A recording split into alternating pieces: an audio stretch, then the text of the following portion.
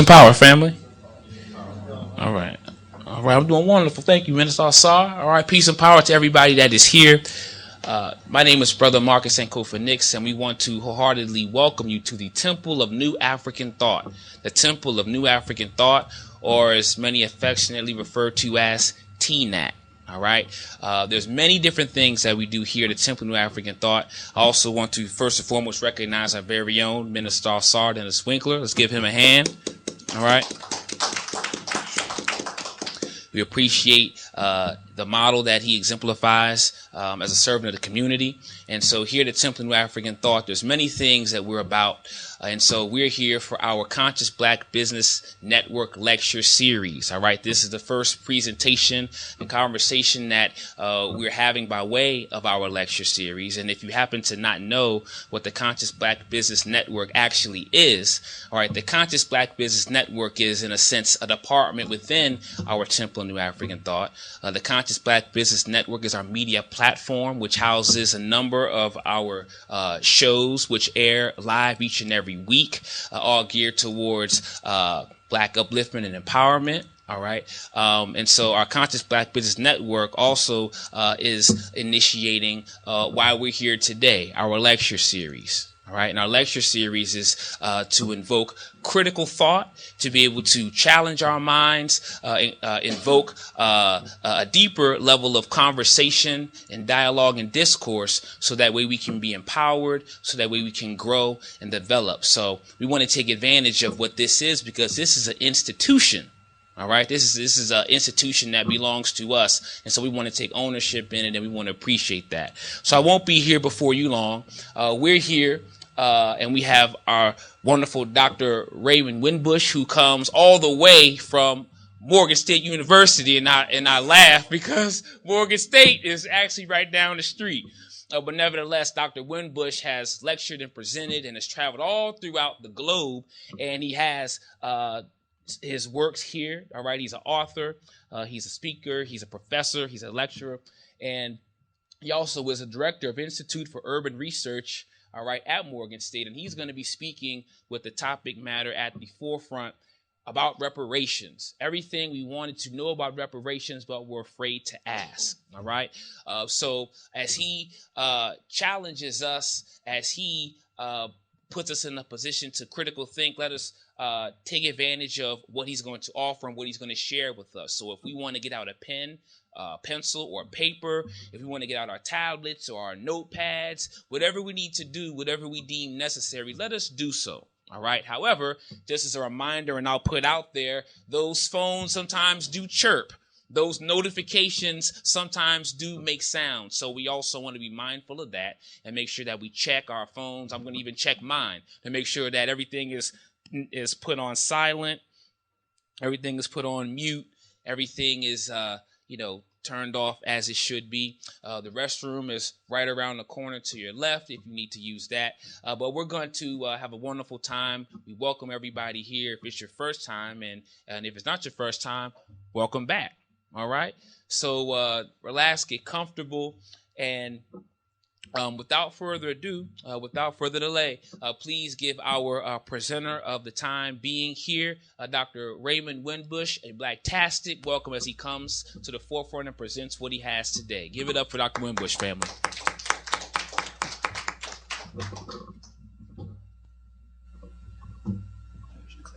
Okay, great. Thank you, Brother Sankofa.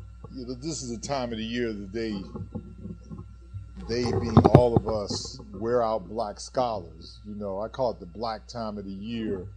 It begins at, I guess it begins around Kwanzaa. And it accelerates into Dr. King's birthday. I gave a workshop, I'm getting my days mixed up, a couple of days ago. Hey, what's going on?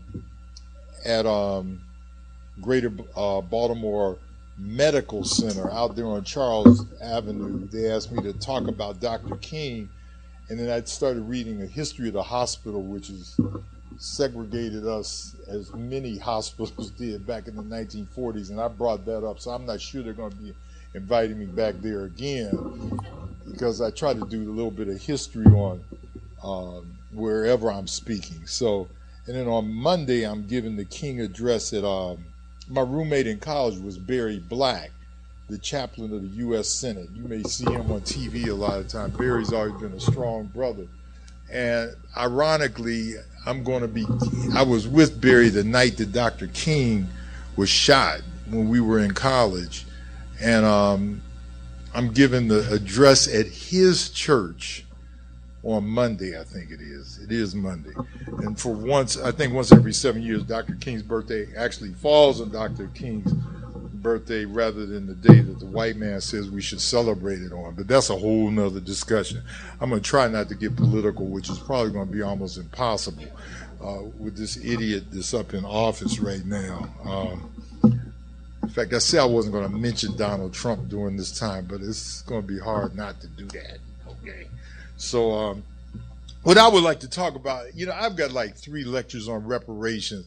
One is an introductory lecture, and then the other one is kind of like if you know something about it, but you want to go a little bit deeper. And the other one is like a deeper analysis of reparations. So I'm giving the intro lecture. Brother Sankofa said, because a lot of us think that we know something about reparations, or we kind of have like a street knowledge of it. So I'm going to give kind of like, if you're a man or woman from Mars or from the White House and you don't know anything about reparations, this is going to be that kind of discussion. So first I want to start with a quotation from the late Ralph Wiley, who was one of my favorite writers. Let's read this together. Give me the free labor of one black person for 1 year, I would be a rich man. Give me the free labor of a dozen black people for 12 years, I would be a very rich man. Give me the free labor of millions of black people for 250 years, I would be America.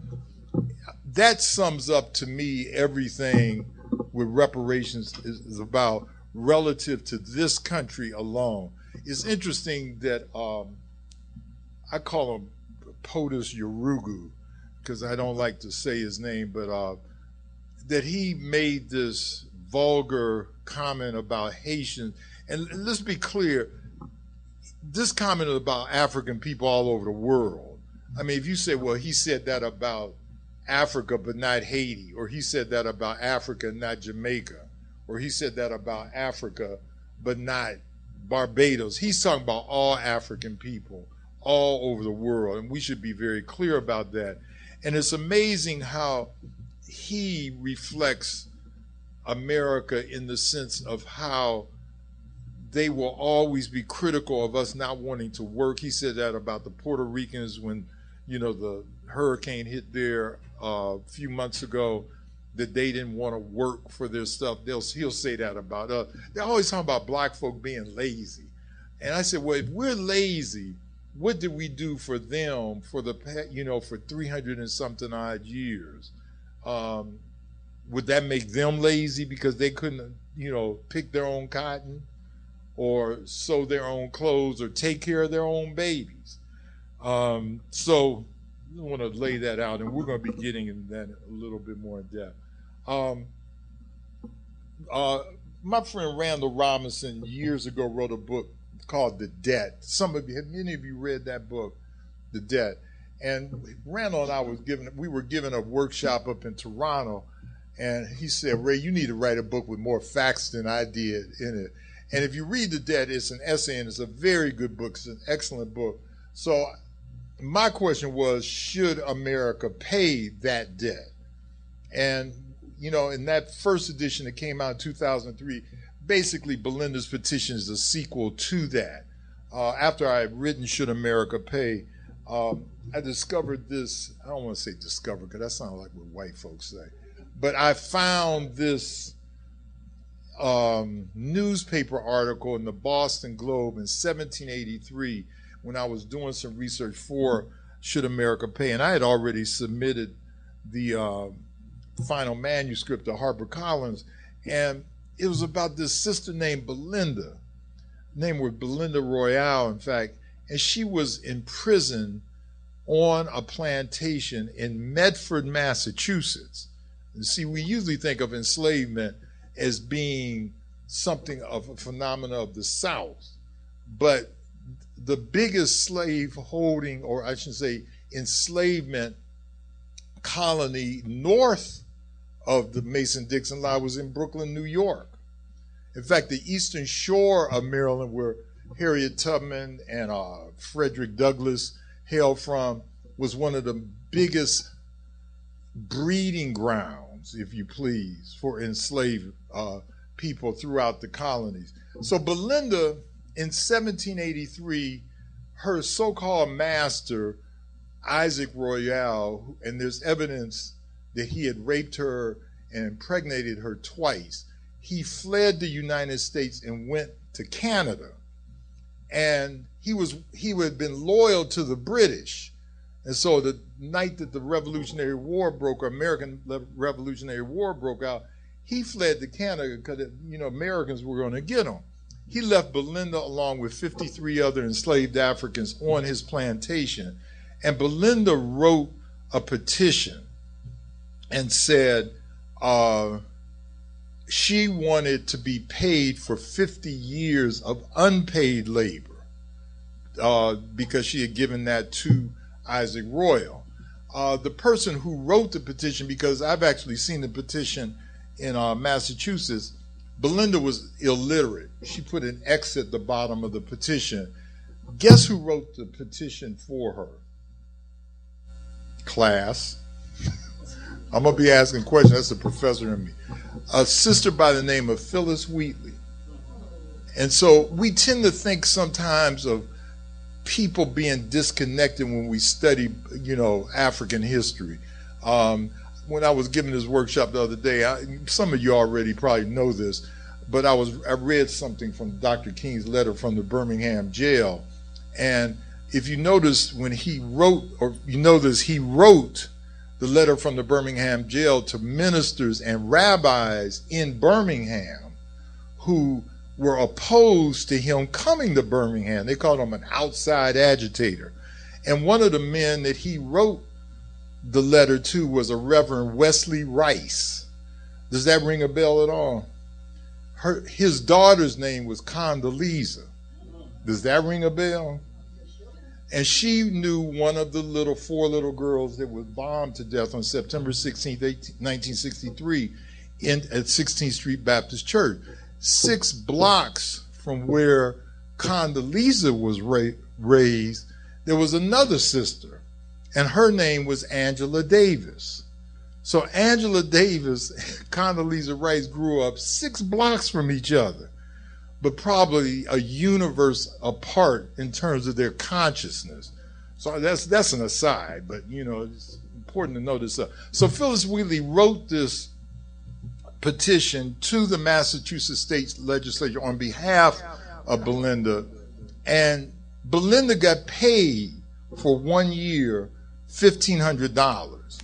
She had to argue. In fact, you can see her other petitions. There's 4 other of them in Harvard University's library, but she did get $1,500, and we're in which was a lot of money in those days. It would have been the equivalent of about $35,000 in today's money for the repair that she argued for because of being enslaved.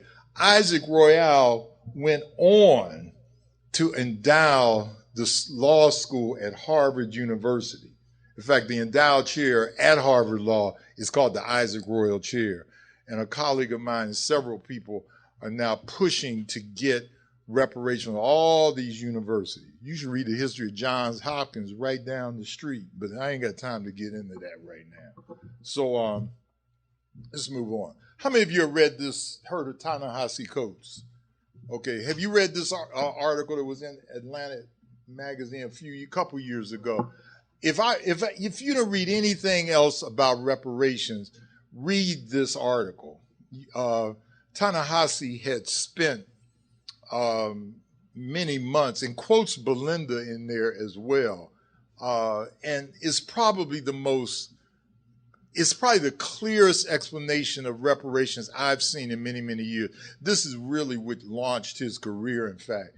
And what Ta-Nehisi does, which I think is brilliant, usually reparations scholars, activists we started enslavement and moved forward and talk about how bad these white folks treated us, which they did, and then we move forward.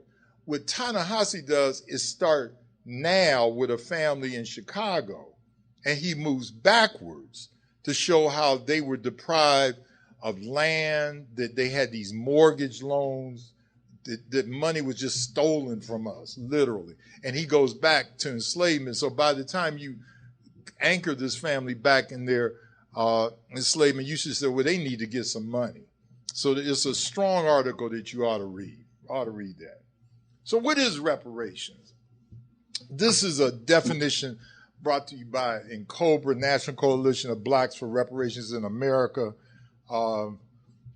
It says payment of a debt owed to atone for wrongdoings, to make amends, to make one whole again, the payment of damages, to repair a nation, compensation in money, land, or materials for damages. Now, a lot of white folks will say to me, well, Dr. WinBush, and a lot of black folk, unfortunately, will say to me, they can never pay us what they owe us. That's true. But the payment is an acknowledgement that something has been done on a widespread level, or what is commonly called in legal parlance a crime against humanity. So, reparations for Africans in America have nothing to do with handouts. You know, it's almost like saying, you know, Izmira, that I broke your car window, and you know I broke it. I told you I broke it. In fact, and then you look at me and I say to you, will you forgive me for breaking your car windows? And you say, yes. And I say, well, thank you. And then I walk away. You'll say, hold it. I want you to fix the car window. Let's go to Home Depot or wherever you go to get car windows fixed, and buy the window. You have to pay for that. So white people will always ask me, and I just refuse to participate in it. You know, they will say to me, Dr. Warren, we want you to come here and let's talk about racial reconciliation. And I say it is impossible. I'm going to say something deeper about it. It's impossible to be reconciled with somebody who has harmed you unless that person first acknowledges that they've done harm to you and then what they're going to do about it. So I can ask Izmira to forgive me for my breaking her car window, but I have to do something about it. And see, what America wants us to do is say, we forgive you white folks for enslaving us. It wasn't me, it was my ancestors or something like that. Like I saw that monster that killed the 3 civil rights workers. He died a couple days ago, the 3, you know, in Philadelphia. And he died, he was 94 years old. I don't feel sorry for people like that. He made a partial payment for the lives that he took that night in Mississippi in 1964. But I don't feel sorry for him. I was going to say if POTUS, never mind, I'm not going to say that. Okay. Anyway, it has nothing to do with a handout. And white folks will want to tell you that it does. So let's go on. Some more facts. Compensatory remedies for people in the U.S. who have been victims of this nation's crime, very, very routine and common. For example, in 71, $1 billion plus 4 million acres of land for the Alaska Natives land settlement was given by the United States. Those are the people you call Eskimos. In 1980, $81 million for the Klamath, another indigenous group of Oregon, was donated because of land stolen from them. $105 million for the Lakota of South Dakota. You shouldn't call them Sioux. You ever heard people, you know, white folks call them Sioux. It's Lakota. Forget about it. In 1990, under that radical left-wing president named Ronald Reagan, Japanese Americans got $1.2 billion for being incarcerated during World War II, the so-called internment camps in the United States. So it's very common for the United States to pay reparations. I mean, gambling casinos right now, That's why many Native Americans, not all tribes, but many of them have gained a lot of health care, education, because they're tax-free. This idiot in the White House was complaining that the reason why his Atlanta gambling casinos went out of business because he couldn't compete against the Indians. That's what he actually said. So, well, he lies all the time, but that's, again, I said I was going to not say anything about him. Anyway, slavery is considered by UN and other international groups as a crime against humanity, for which there is no statute of limitations. There's none. If a crime against humanity has been committed, you can collect, sue, whatever you want to do forever. So these are the 9 criteria, and I'm not going to go about what is a crime against humanity. It's massive murder and extermination. So if you ask this question about African people, were we murdered and exterminated? Yes or no? In mass, yes. John Henry Clark, the great African historian, was asked, let me ask you this. How many Jews were killed during World War II? Y'all know that, don't you?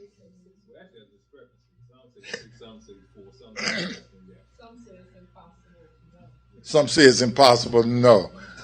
But you know that number. How many Africans were killed during the Middle Passage? See, we don't know.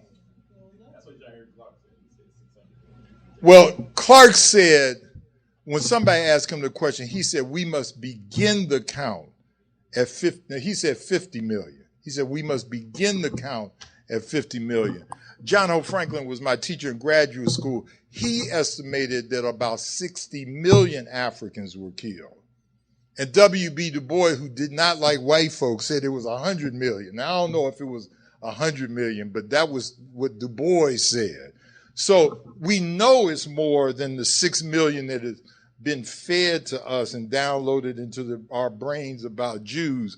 And there's a whole nother discussion about that I don't have time to get into. But we were murdered and exterminated, without a doubt. Were we enslaved? Of course. What about deportation outside the country? Right.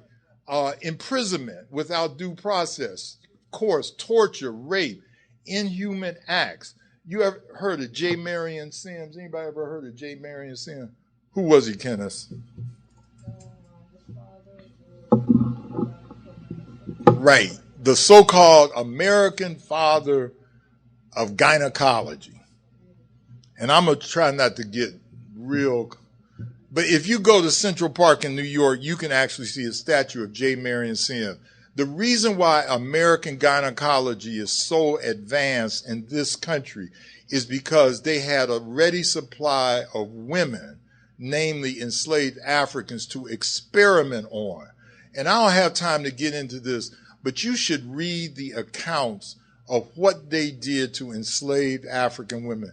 They were operated on without anesthesia. 4 or 5 people would hold the woman down, 2 on the leg, 1 on the head, and do all manners of things that would be too much to even describe here. He's the father of American gynecology. He invented the speculum and all of those instruments based on African women. And they have a statue of him saying that he is the father of American gynecology. I call him in my book the American Frankenstein. So persecution, property crimes, all of these stuff, all of these things. You only have to meet 3 of these to have a crime against humanity.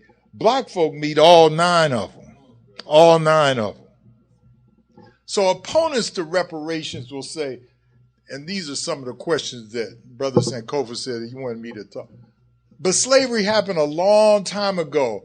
Why should I pay for something I never participated in, nor my family member? You've heard that argument. I've heard white folks say that to me all the time. Well, we didn't get, well, I'll say something about it.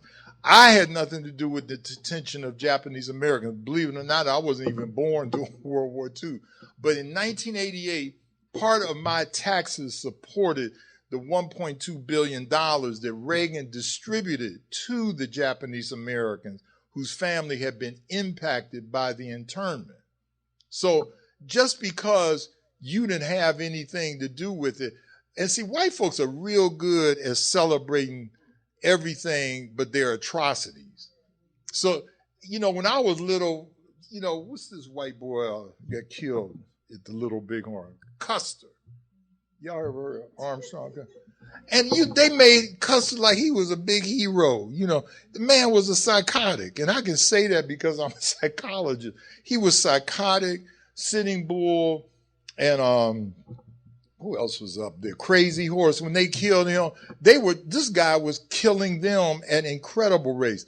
But they celebrate these people. So white folks are very good at celebrating the things that make them look good, but they won't talk about the atrocities that they have committed against African people, not only in this country, but throughout the whole Western Hemisphere. I wish I had time to talk about Haiti, but so here's another one. I haven't heard black folks say this one. In fact, I was looking at CNN yesterday, and this sister from Nigeria, didn't anyone see that? She was defending Trump. She was from Nigeria. And there was another Nigerian sister on that was opposing her. They love to have us battling each other on TV with a white woman in the middle of it. Anyway, but didn't Africans enslave other Africans? Shouldn't they pay reparations? I've had white people say, and black folk will say the same thing. Less than 1/10 of 1% that should be. And these people who say this confuse the initiators with the collaborators and the victims. And I'll tell you what I mean by that. The initiators of enslavement were the Europeans. That's who said, we're going to start enslaving folk. And that was the people that are up here, the Dutch, the French, the Germans, English, Danish, and others. I always mark the beginning of enslavement at 1441. And that was the first Africans were extracted by the Portuguese and taken to this little island off of the coast of Africa called Madeira. I don't drink wine, but you know what Madeira is. That's where they get it from. And that was in 1441. And the reason why I marked 1888, because that was the last official outlawing of enslavement in Brazil. So that 400 years, that's why black folk always say 400 years. That's what the initiators of the enslavement trade did, the Europeans. So that's one thing. Don't confuse initiators with the collaborators. Now this is one brother. Somebody needs to do something on him. This guy was probably the biggest African enslaver on the continent. The Portuguese paid him to go in. His name was Tipu Tip. Lived in Zanzibar. I was in Zanzibar a couple of years ago and was digging up some research on him. He sold our ancestors. He would go deep into Central Africa and would deal primarily on the east coast of Africa, but also the west coast. And it's estimated that he was probably responsible for about 150,000 of our ancestors. So when people start telling you, well, black folk enslaved black folk, this was the main culprit right here, this guy right here. And the victims, who many of us were, those are our ancestors. They were stolen primarily from West Africa, sold in Europe, South America, Caribbean, and North America. So I know from doing my DNA test that my mother's DNA goes back to Cameroon. And my father goes back to what is called now Equatorial Guinea. So I didn't have anything. I'm not related to Tipu Tip. And I also know that there was French up in there, British, Dutch, and others. So you have initiators, collaborators, and victims. And what white people oftentimes want us to do and confuse black people, they want us to say that we were actually initiators and we weren't. So opponents of reparations also say reparations are a racial shakedown and a government handout. Reparations have nothing to do with a handout. They have everything to do with the issue of justice. That's all they do. Other things, how do you determine who gets reparation? How will you pay them? Will you just send people a check in the mail? The purpose of H.R. 40, which Kenneth and myself and people from NCOBRA have been wrestling with, H.R. 40 was introduced by who? Does anybody know? John Conyers. Y'all know who John Conyers is. He's recently run into trouble. I'm going to put it that way, Kenneth. And he's no longer a member of Congress. But in 1989, he introduced a bill called H.R. 40. It was named after the 40 acres and a mule, about how you have to do a study before you actually effect reparations. And compensatory measures for crimes against humanity took on a variety of forms. For example, as the Civil Rights Act was passed, you had Brown versus Board of Education, led to the Voting Rights Act, Civil Rights Act. So reparations must first be studied, like what is the impact? Who gets them? The Japanese did this when they received reparations, as well as many of the Native American tribes that I cited before. So it won't be just like that drug dealer, Rush Limbaugh says that everybody gonna get a check in the mail or something like that. It's not necessarily like that. So opponents of reparations say reparations are going to divide the races even further. Why can't we just leave the past alone? Can't we just all get along? I call this the Rodney King defense. You know, nobody ever answered Rodney King. They always said, can we all get along? Somebody needs to write a book, Kenneth, called Can We All Get Along? See, I think the answer is no, but that's another discussion too.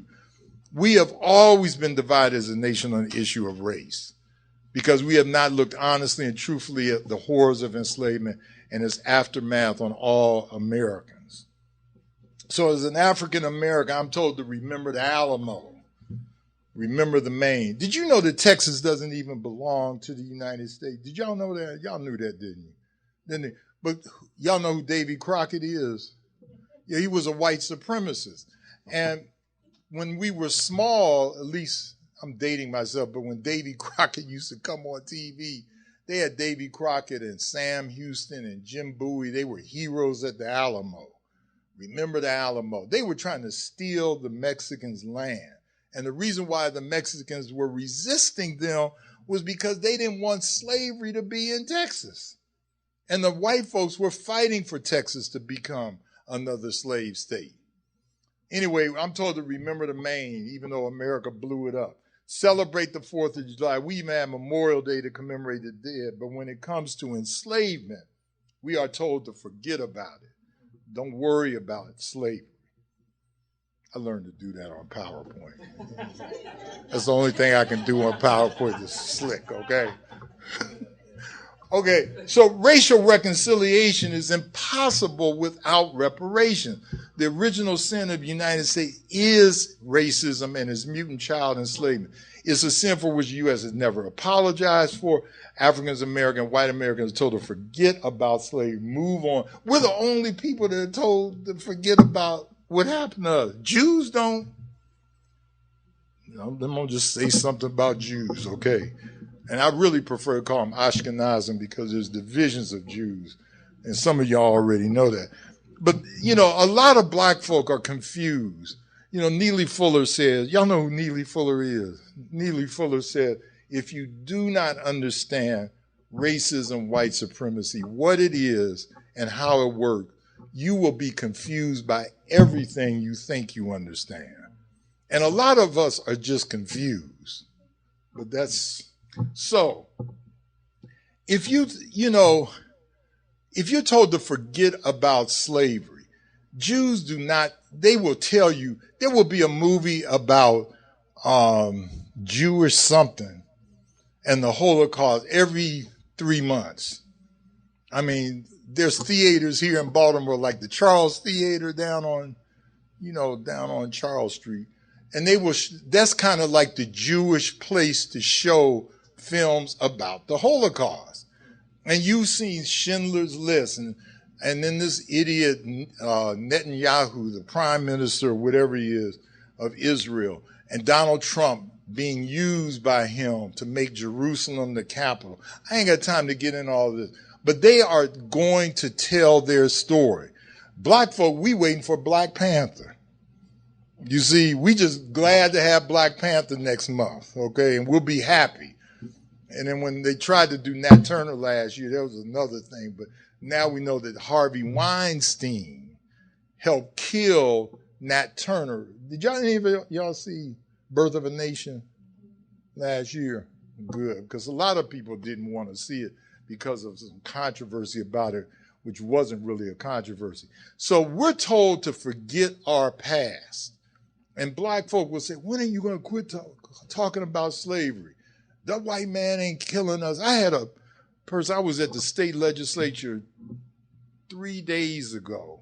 I'm not going to name the senator that asked me to help her out. I said her. Okay. See, I done narrowed it down too much. But maybe I just should shut up about this. But I wanted to put something in this bill that she's sponsoring. She asked me to do it about what I call compensatory justice. Because if you say reparations, people freak out. So I was going to put something in called compensatory justice. She said, well, what are you talking about when you say compensatory justice, Dr. WinBush? I said, well, some people call it reparations. Oh, no, we can't put that in there. Can't put that in there. If we put them in there, the white folks are going to get upset. Did you know in the state of Maryland, if you had an ancestor that had gone through the Holocaust, you can get a tax break. Did you know that? Y'all ain't filled out your taxes, but that's what you can look. It will ask you, if you go do TurboTax, it will say, did you have an ancestor who was a victim of the Holocaust? So you can get a tax break if you're Jewish. One day I said, I'm going to check that box and see what happens. But because it doesn't say which Holocaust. You see what I'm saying? But I'm going to stick to point. Okay.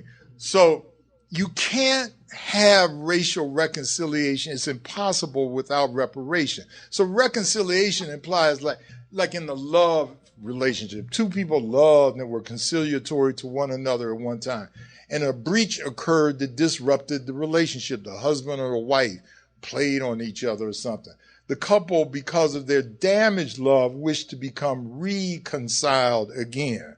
My argument in racial reconciliation implies that at one time the relationship between black and white folks in the United States were loving and conciliatory, that a breach occurred. And my argument, white folks don't like to hear this, and some black folk don't like to hear it either. There's never been a time when Africans and white Americans have been conciliatory towards one another. And so people will say to me, well, Dr. WinBush, what about the civil rights movement? There were white people that marched with Dr. King. So it doesn't mean that as a group, look at what's going on right now with this idiot in the White House. This guy, Ta-Nehisi Coates wrote an article about, in his new book, We Were 8 Years in Power, it's called America's First White President. Now, we know that Trump ain't America's first white president, but you should see what he means when he says the first. This guy is unhooked. He's unleashed. He's also unhinged, but that's another discussion. But the whiteness of Trump kind of supersedes all the other presidents of the United States in terms of his overt, vulgar expression of racism. The other ones pretend about it. I could read you there's some books about that whole thing. So there's never been a time when we've been reconciled. It couldn't have been from 1619 to 1865. This is our racial relationship because we were enslaved. From 1865 to Plessy versus Ferguson, there were the Black Codes or the Reign of Terror, the Klan. 1896 to 54 was called American Apartheid. 54 to 68, struggle for civil rights, which we're still struggling for. 68 to 2015, consolidation of historical gain. So if you actually look at Burden Clayton's research, only 9.1% of our time, black folk time, can be labeled free. We were enslaved in the United States and our ancestors longer than we have been free, whatever free means. I've asked black folk, well, let me ask you, when did black people become Americans? When did we become Americans? Class. Yeah, when did black people become Americans?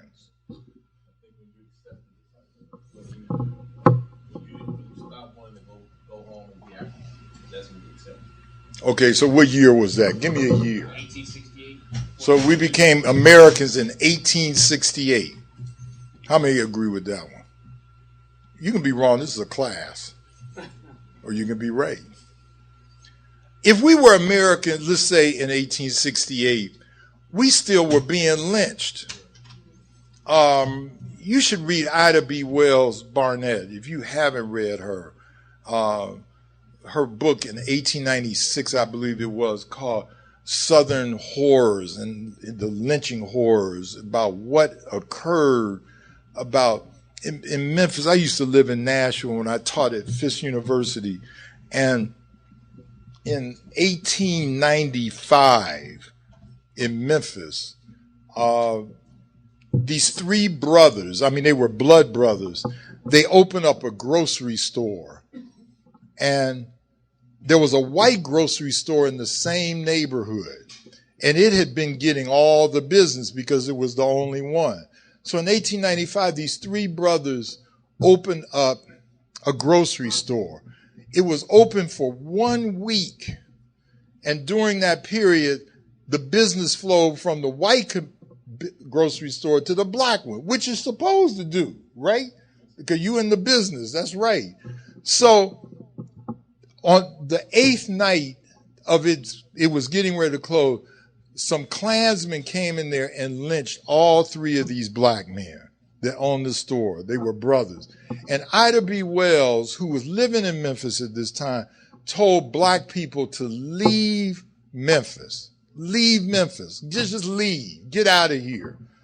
And black folk left Memphis. And guess where they moved? To a place called Oklahoma. So if you go out to Oklahoma now, a lot of black folks say, well, how'd you get out here? I don't know, but somebody said we came from Memphis. That's how they got out there. That's how they got there. The economy of Memphis actually collapsed. There was a $10,000 reward put on Ida B. Wells' head, and that's when she moved to Chicago because they were after her. She never moved back to Memphis because they were going to kill her. And she also wrote this editorial before she left saying that it wasn't that black men, this really made the white men mad. It wasn't black men wanted white women, but white women wanted black men. And that really made them mad. So Ida B had to get to Chicago after that. That's how she moved to Chicago. But that's the point I'm making about this. Our racial relationship with white people in this country has always been bad. And people say, well, what about John Brown? I done told black folk, can you give me somebody else besides John Brown that died for white people? Say, well, what about Viola Louiso? Yeah, she did too. And Bruce Clunder. They can name about 10 people. But think about how many black folk have died, including the man whose birthday we'll be celebrating the day after tomorrow. Anyway, I'm ready to quit, and y'all can ask some questions, okay? Legal scholars say there are 4 steps to reconciliation. The first one is an apology. The country that has committed a crime against humanity should apologize to the people that they committed a crime against. The United States has never formally apologized to black folk for this stuff, for enslavement. Never has done. So we ain't done that. Bill Clinton apologized for the Tuskegee experiment. You know that. I could tell you something, but I don't want you to mess up your head about somebody named Jesse Jackson, so I'm going to leave that alone. But he apologized for the Tuskegee experiment and did something about it. The second stage is investigation and accounting. That's what H.R. 40 is supposed to be about. that the nation must then conduct an investigation accounting for the impact of that crime against humanity. And so you can see this with the Japanese American, and as I said, Conyers' bill has not gotten out of committee since 1989. The third step is compensation for the victims of the crime. That's actually the reparations stage. That's when international law, as I said before, if there's crimes against humanity, you're supposed to do it. U.S. government. Guess what country paid reparations to France? Haiti. Did you know that? And people ask, what, see, I always tell people, like, here's a book. Here's a book. Where do you start reading a book from? The beginning. You know what we do with African people? We start in the middle. So we look, and I'm so tired of every time something about Haiti comes on television. This is how it starts. Haiti, the poorest country in the Western Hemisphere. That's the first thing they say. One of the poorest countries in the world. That's what that fool was saying at the White House the other day. All of that. But they never started the beginning. After Toussaint Louverture and Dessalines overthrew Napoleon, got kicked out of Haiti, and Napoleon, I don't know if you noticed or not, that's why they sold the so-called Louisiana Purchase, the largest land deal in the United States, because France just got out of the New World, so-called New World after that. That's why they bought that. Most important revolution on earth. And then in 1825, the whole white world did not recognize Haiti. In 1825, France said, well, our people that own plantations there need to be compensated. So they settled for what was the equivalent, Kenneth, of $125 million is a lot of money. And Haiti systematically paid them and didn't get through paying them till 1930. So that's why Haiti's poor, because France got reparations from Haiti. But see, we don't tell that part of the history. They don't tell that part of the history. So that's the third stage. And then the fourth stage is persecution of the wrongdoers. The Nazis at Nuremberg, Slobodan Milosevic of Serbia. You probably saw this dude a couple weeks ago. He was at the International Court. You see him when he drank the poison and fell out. Did anybody see that? Yeah, this guy was, had committed crimes against humanity in Serbia. And after the judge sentenced, he poisoned himself in front of everybody and dropped dead. But I didn't feel sorry for him, but that's another thing. Augusto Pinochet and so forth. So what I want to do is end by reading this letter. Some of you have heard this letter before. I'm going to set this up and then we can take some questions. There was this is a letter that Jordan Anderson, and this ain't the Willie Lynch letter. This letter was actually written. Jordan Anderson was living in Dayton, Ohio. He had been enslaved on a plantation in Big Spring, Tennessee, which is about 75 miles east of Knoxville, Tennessee. I actually spoke there a few years ago, and white folks and black folks still talk about this letter that was written in 1865.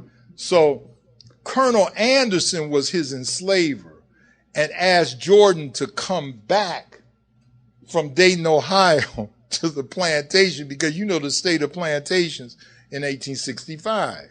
They were all messed up. Men had been killed. So this is the actual letter that Jordan wrote back to Colonel Anderson. And then we'll take some questions. To my old master, Colonel P.H. Anderson, Big Spring, Tennessee. Sir, I got your letter and was glad to find that you had not forgotten Jordan and that you wanted me to come back and live with you again, promising to do better for me than anybody else can.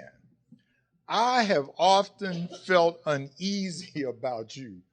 See, black folk call that signifying. He didn't say, you must be crazy. You must be out of your mind. He said, I have often felt uneasy about you. I thought the Yankees would have hung you long before this for harboring ribs they found at your home. I want to know particularly what the good chance is you propose to give me. I am doing tolerably well here in Dayton. I get $25 a month with victuals and clothing.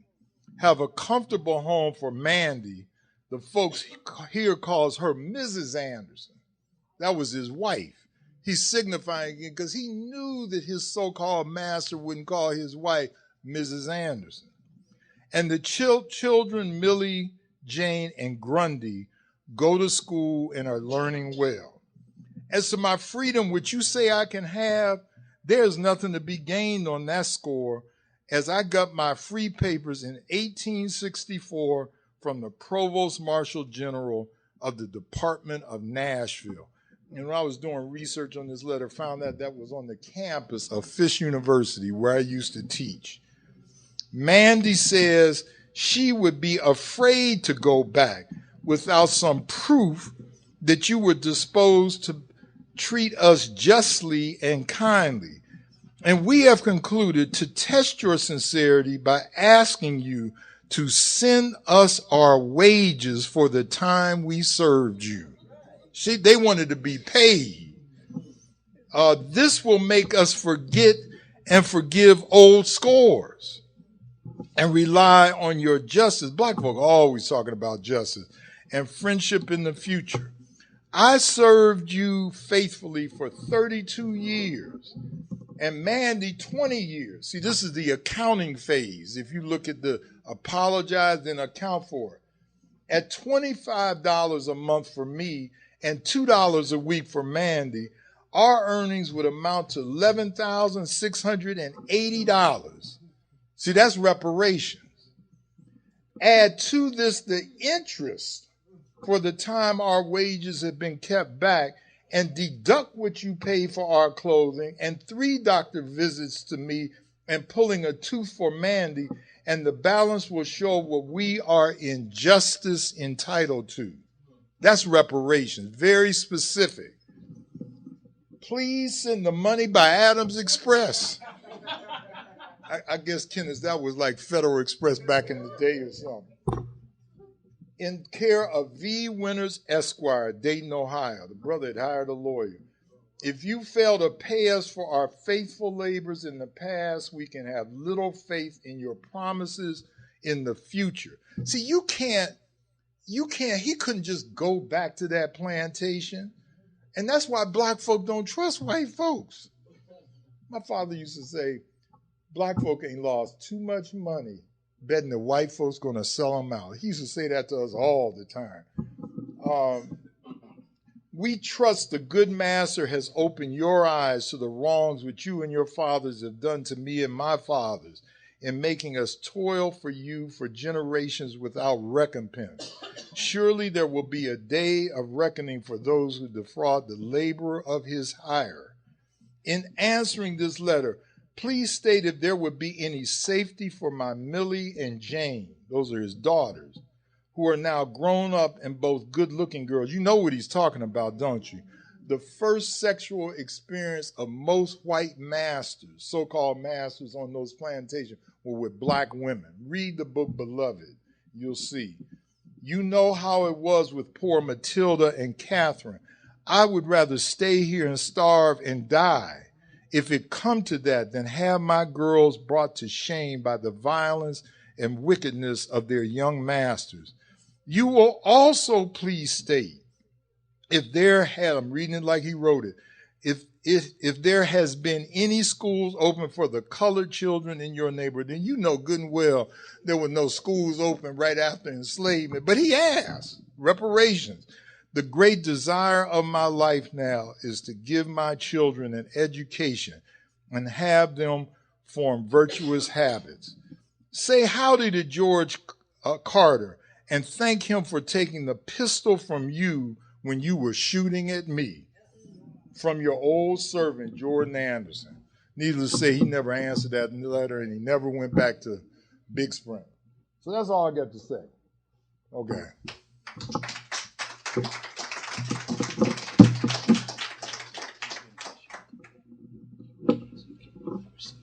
Okay. All right, family, let's give it up for Dr. WinBush. Give it up, family. Give it up. All right, we appreciate Dr. WinBush, you coming and presenting your research and your information. I'm sure everybody's already been able to see, but he's an author, and so he's brought his works, he's brought his books here as well for everybody to purchase if you decide to do so. So this here is our Conscious Black Business Network lecture series. All right. And so we're going to continue to bring in scholars, researchers, those to come in to bring forth empowering information for our people, for the community. So we encourage you to continue to come on out, share the word, pass along the message. We're glad to also have Dr. Maxie Ragland. Some affectionately know him as Baba Ali's. Give it up for him. All right. He actually will be presenting on January 27th, all right, which is going to be from 4 to 7 o'clock p.m. All right, so we appreciate him as well in the building. He'll be speaking on post-incarceration syndrome and transition therapy theory, research, and recommendations for treating African-American males. All right, so you want to definitely come on out to that as well. In terms of our Conscious Black Business Network, you can always go to our website, consciousblackbusiness.com. And if you have any questions about that, you can see myself, Brother Sankofa, or you can see Minister Sar at the end of our event this evening. So with all the things that we have going on, all right, our Conscious Black Business Network is a portion or a fragment of what we're doing here at the Temple of New African Thought. And so we have Dr. WinBush, who has come before us. If I may say, Dr. WinBush, he just experienced a family member, a sister who made her ancestral transition. So we appreciate in the midst of that, him still continuing to keep his word and him still coming out to present with us. So let's give it up for Dr. WinBush for that. And we want to send the best regards and the positive energy to himself and his family. And so what we're going to ask at this time, because we want to be sure to show him our appreciation, and so we want to send him back home with a token of our appreciation for what he's come to do. So we want to take up an offering for him, a collection for him, to show how much we appreciate. So at this time, family, if you have something that you could contribute to what it is that we want to bring forth in regard to Dr. WinBush, we wholeheartedly would appreciate that now.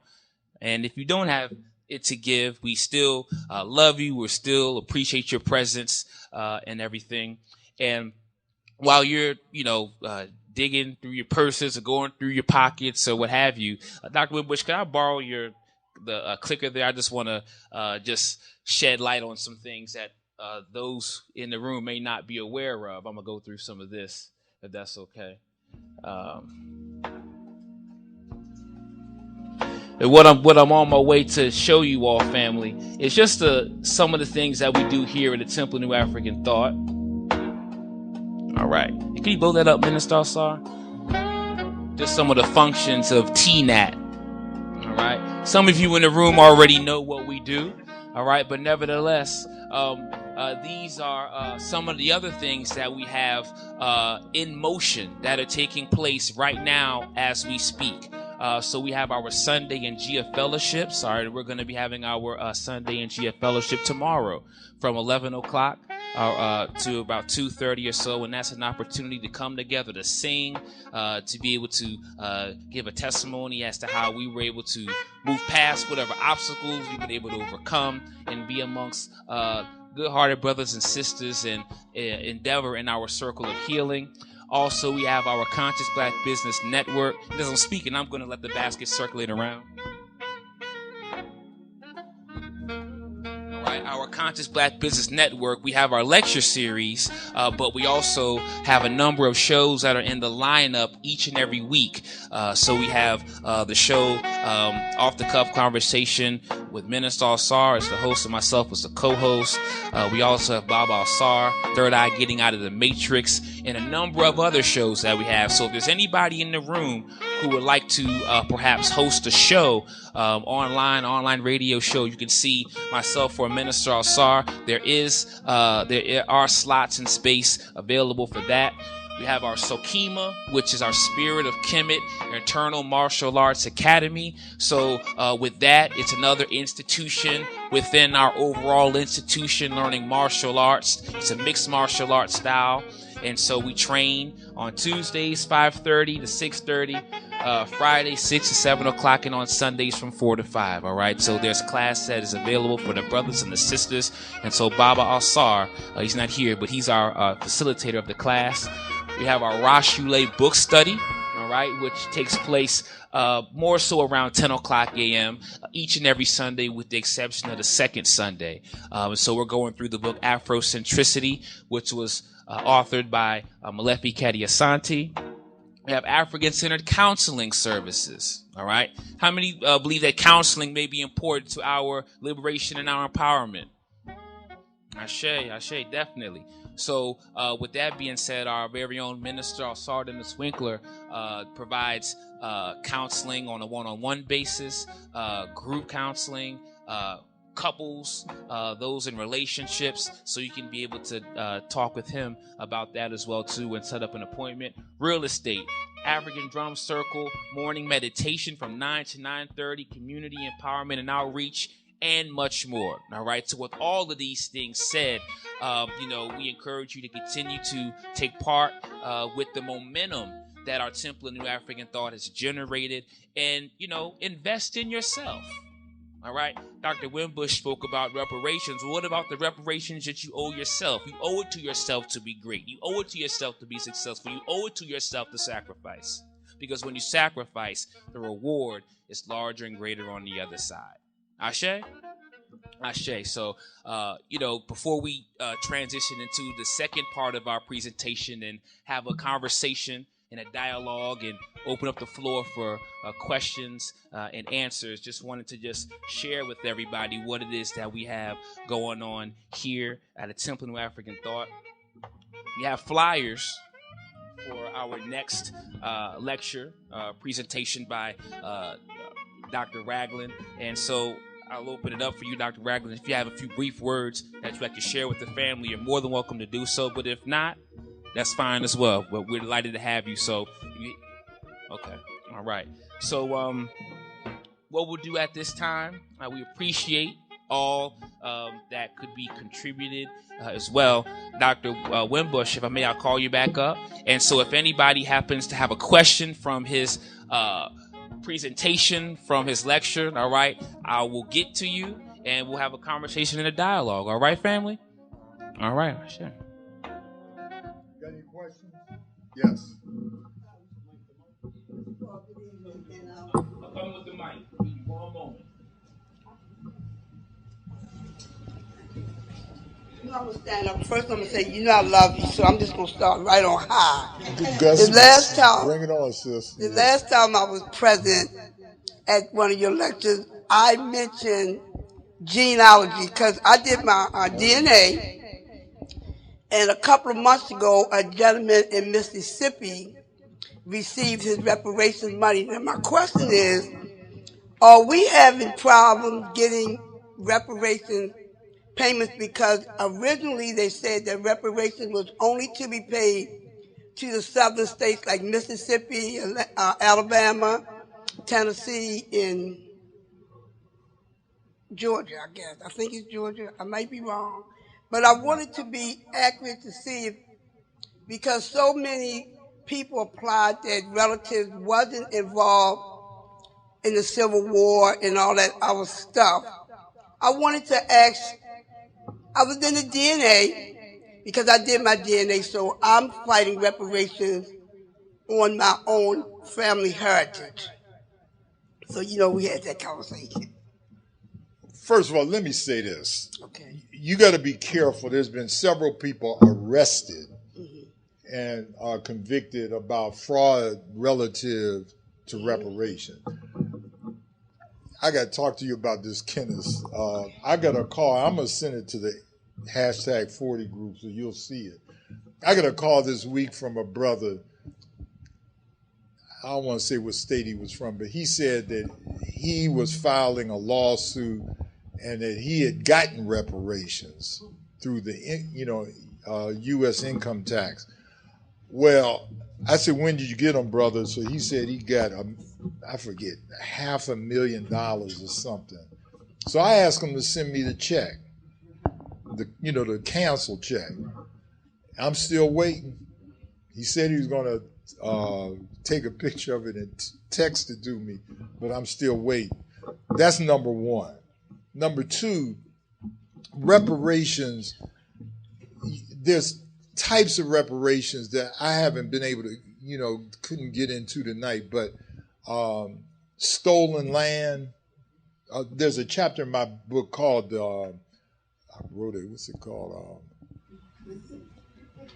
And the earth moved, and I talk about land that was stolen. We did a major study when I was at Fisk with the Associated Press to look at black folk who had land stolen. That can be a form of reparations, but the reparations I'm talking about are the large payouts that are yet to come, but have come in dribbles over the past few years. The old Wachovia Bank in North Carolina gave out some reparations. What's the bank? J.P. Morgan Chase a few years ago did something in Louisiana, but I'm talking about what some people call the big payout. So I would have to look, and I'd be willing to do that. I'll give you my email address. Look at your case, because I do this a lot, almost every week, with somebody writing, and see how you should approach it. But don't let somebody tell you if you claim this on your income tax. Because I had a friend of mine, I told her not to do that, and she did it, and now she owed Uncle Sam $27,000. Yeah, there's a lot of charlatans out there. And I hate to say that, but it's true. Any other questions? Or you want to follow up? This gentleman was on the news. Actually, he was actually on the news from Mississippi. But I wanted to ask you, because we had the conversation about the genealogy part, and I'm still, I read your book, and I'm still in track, but I wanted to give you one fact today. 2011, I was in Richmond, and Richmond, Virginia did apologize for their part in the slave trade. I actually do a segment on it in my program. I was the only person from Baltimore there, and I do have these 3 books, and they named all the locations where we came in and all of that, but they did. They apologized. Did they give you reparations afterwards? No, they didn't. They didn't give the reparations, but they did, like a national apology. So I was there because this is, I follow the reparations all over the country. I go everywhere and try to meet people because I've been doing this for a long time. This is why I come to everything you. Well, see, look, the Senate of the United States, the House of Representatives, I think there's 7 states that apologized, but all of them linked it with saying you can't use this to get reparations. It was like a catch-22. Said, look, we're going to apologize. See, saying I'm sorry, like a couple years ago, these white folks asked me down in Annapolis. They asked me, they were going to, this was so crazy. I just said, y'all must be insane to ask me to. They wanted to have a reverse, what they call slave sale. So they wanted me to act as a white man enslaving white people. And then I was going to apologize. And I said, y'all must be out of your white mind. I said, I wouldn't even think about doing anything like that.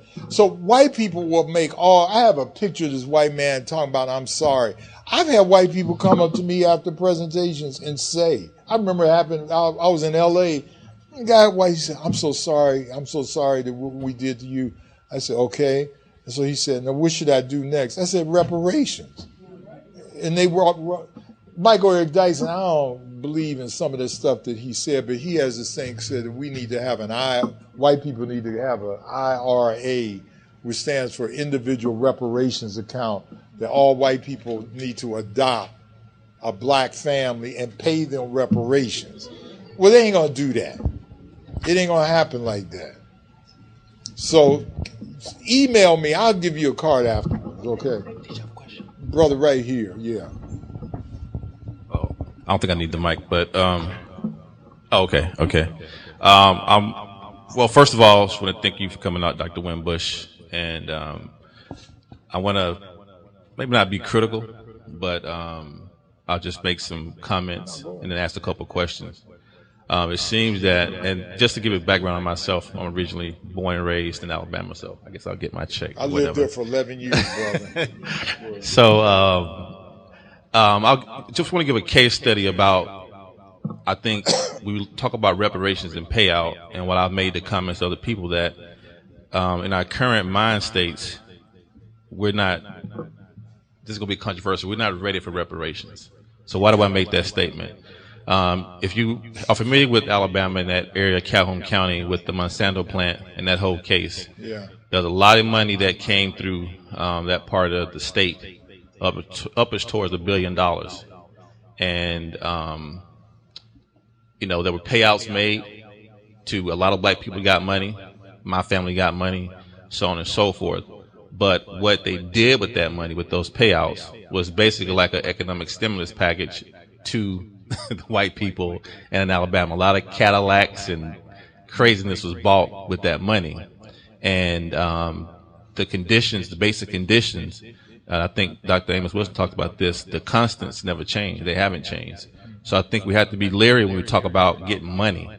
Even those who consider ourselves to be quote-unquote conscious, in some ways are still niggerized in our ultimate thinking.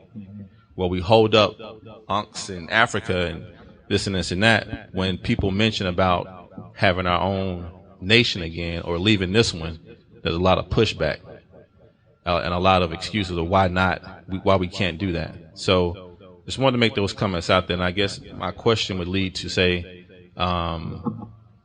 well, first of all, did that guy, I guess you said he didn't respond to that letter. Not yet. So you can, I'm not expecting. so you can ask for these reparations and make the case for it. But, you know, and we say these things about America and about white people, Caucasians, whatever. We call them all these names. Why we call them Caucasians? The Caucasus Mountain, Okay. if you want to say, yeah. So whatever name you want to put on them, I'm just saying the system, whatever you want to call it. But then we expect it to be all of a sudden quote unquote, find God and pay reparations. That is, in my opinion, that's futile thinking. You cannot expect the devil to become an angel and argue for that. Another point I wanted to make about, we always talk about stolen land, and we talk about stolen land, then we forget about the Indians. We weren't here. Now, some people would be Moors, whatever. But I'm just saying overall, my point is, if we call ourselves Africans, that land was stolen from them. So once you get paid back, then you pay them back. And the last point I want to make is about Indians and other people receiving reparations. The one thing that the Japanese do is have a nation, and they claim that nation. And they have a home base. The Jews made themselves a nation, the quote-unquote Ashkenazi Jews. And then those... I mean, they stole it from the Palestinians, right? Well, how do you get it by hook, by crook? But they have one, Okay. and they claim it. Right. We don't even claim ours. And then with the Indians that are here that have those reservations, even though they have land that's been given to them in quote unquote reparations, they still have to petition the U.S. government and the Department of Interior and Department of Indian Affairs when they want to build a factory, when they want to build a casino. So if we even got to that point, what does that make us? We talk about our ancestors and what they fought for. That's just, again, you accepting a place of being a quote unquote African American. So stop complaining. I'm just saying this just to be blunt about it. Stop complaining and accept your place as the African American, as the Native American. They accept their place. They know I have to petition the government to do anything on this so-called land that I have. So until we, in my opinion, go beyond reparations and beyond these other arguments to true liberation, and reconciliation as Africans, it's we taking consolation prizes, and just in my opinion. So I just want to get your response to that and your comments on that. Well, that's a whole lot. But I wrote down a couple of things that you said. First of all, I've had black folks say to me, Dr. Wimber, we get reparations on Monday, the Cadillac dealer will be rich on Tuesday. You know, and I think that reflects a lot of different things. Marimba Ani, I don't know if you're familiar with her work, Yorugu. Yeah, she and I have talked. I'm editing a book right now on Dr. Frances Cress Welsing. Some of you know her or knew her, and we've got Jeremiah Wright, Marimba, Chuck D from Public Enemy contributing to it, and a variety of other things. And Marimba talks about the concept of ayuresa. It's a Kiswahili word, and the idea behind ayuresa is the self-reparations that we need to do. The type of reparations that I talked about today were when the warrior part of reparations and getting it out there. I agree with you. I think that we do need self-repair. So in my book, Lil Wayne needs reparations, but it's a different type. What's that Uncle Tom from Ben Carson needs reparations, but it's a type, it's a mentality. So you cited the Monsanto case in Alabama. I lived in Alabama for 11 years and taught at Alabama A&M, and what it is that our people have not just been damaged economically, medically, and a variety of other ways, those crimes against humanity, but psychologically as well. If you read Joyce DeGrue's book, Post-Traumatic Slave Syndrome, she talks about the damage done to us psychologically, and that damage has to be part of the reparations process. I'm a psychologist, and I can tell you that Frances Welsing was a psychiatrist. And we talked all the time about the psychological damage that white supremacy has done to us. I mean, we can't even conceive of a white world. I was giving an illustration. If you walked into an all-white community and you had a check for $5,000 and you went into the bank, and in the bank, everybody in the bank, the tellers, the vice presidents, the loan officers were black. Some black folk would say something's wrong with this bank if it was an all-white neighborhood. Now, if you go into an all-black neighborhood and walk into a bank and everybody's white, you say this bank is okay. Because white folks, they take care of money.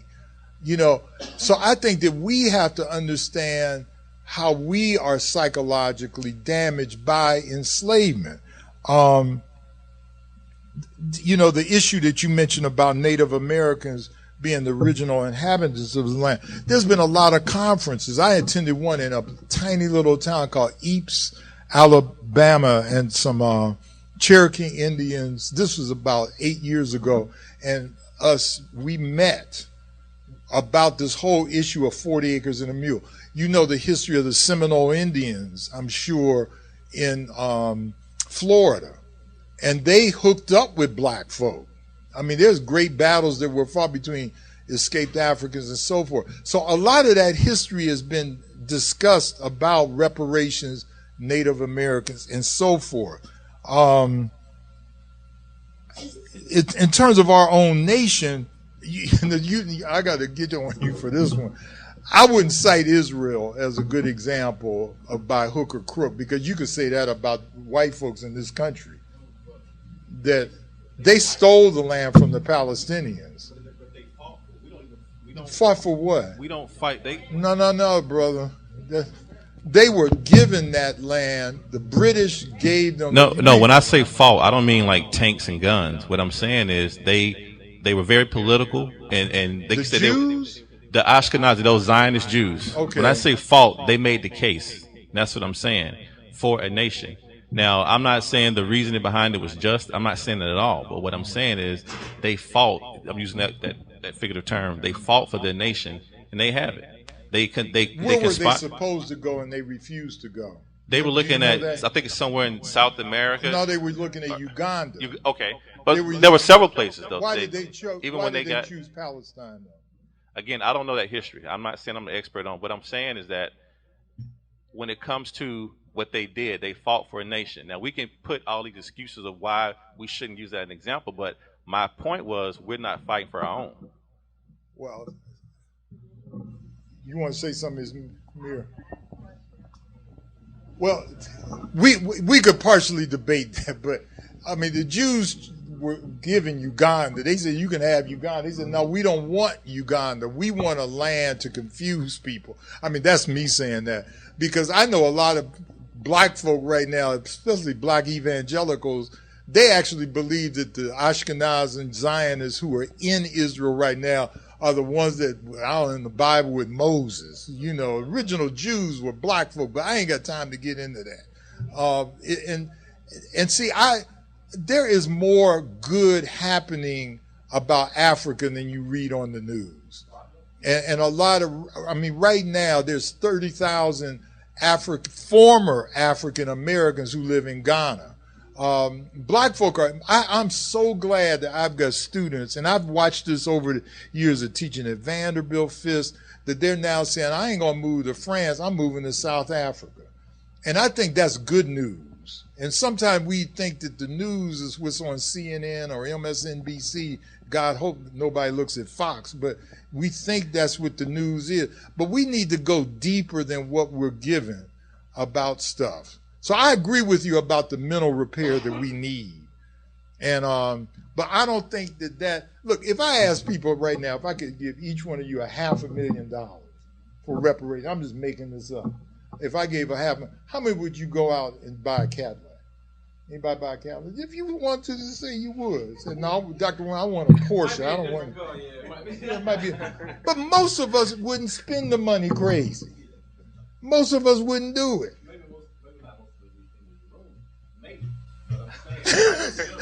I have faith in my people. I love black people. I do. Yeah.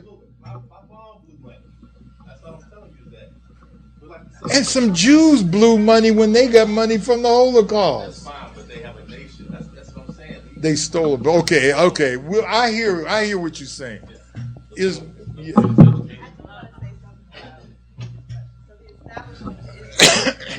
because it was strategically advantageous for the colonizers of the Ottoman Empire during that time. So that plays into it as well. But they have a nation. That's my point. I don't care how they got it, why it's there. No, but the point is they have. But they are also colonizers, so it's a bit. They're of occupiers, colonizers. Yeah, it's a little different. What is the point you make it that we should have them? I'm just trying to get. My point is that we should be fighting for liberation and have our own nation, or at least to go back to where we came from, for lack of a better term. But people were doing that. But hold on. But she's arguing with me about the strategic, how they got it, this, but they have. I'm not arguing with you. No, I'm not arguing with you. I just inserted a point of fact that the Ottoman Empire, and some would argue. Okay, I don't want to talk about that. My question is something else. Sure.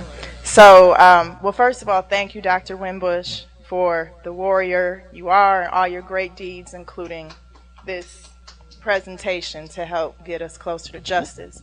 I have a bit of a migraine, so excuse me as I formulate. This sister does great work with the Congressional Black Caucus, and that's another whole discussion. Oh, thank you. But that was by accident. Before that, I did a lot of international work with organizing the Pan-Africans in Germany and Europe, whatever. But thank you, Dr. WinBush. So my question actually is in regards to H.R. 40, the current status of it. But first, let's go back to Malcolm X and the establishment of the OAU and how he was appealing to the United Nations, because his rationale was that this is not something that we should be appealing to our oppressors for. It has to come from an outside entity, right? So he elevated it to a human rights level instead of a civil rights level. So keeping with that logic, currently with H.R. 40, given that, the very unfortunate proceedings with John Conyers. Yeah. And so now it's up in the air who is going to plow forward with H.R. 40, who will be the member of Congress who brings it to the floor as a sponsor. There's been a lot of argument about, now because we have Representative Nadler as the ranking member of Judiciary, and he is a Jewish man from New York, who is a co-sponsor of H.R. 40, an original co-sponsor from the beginning. There has been some sentiment expressed, not just within Congress, but constituents, that whoever co-sponsors it should look like us.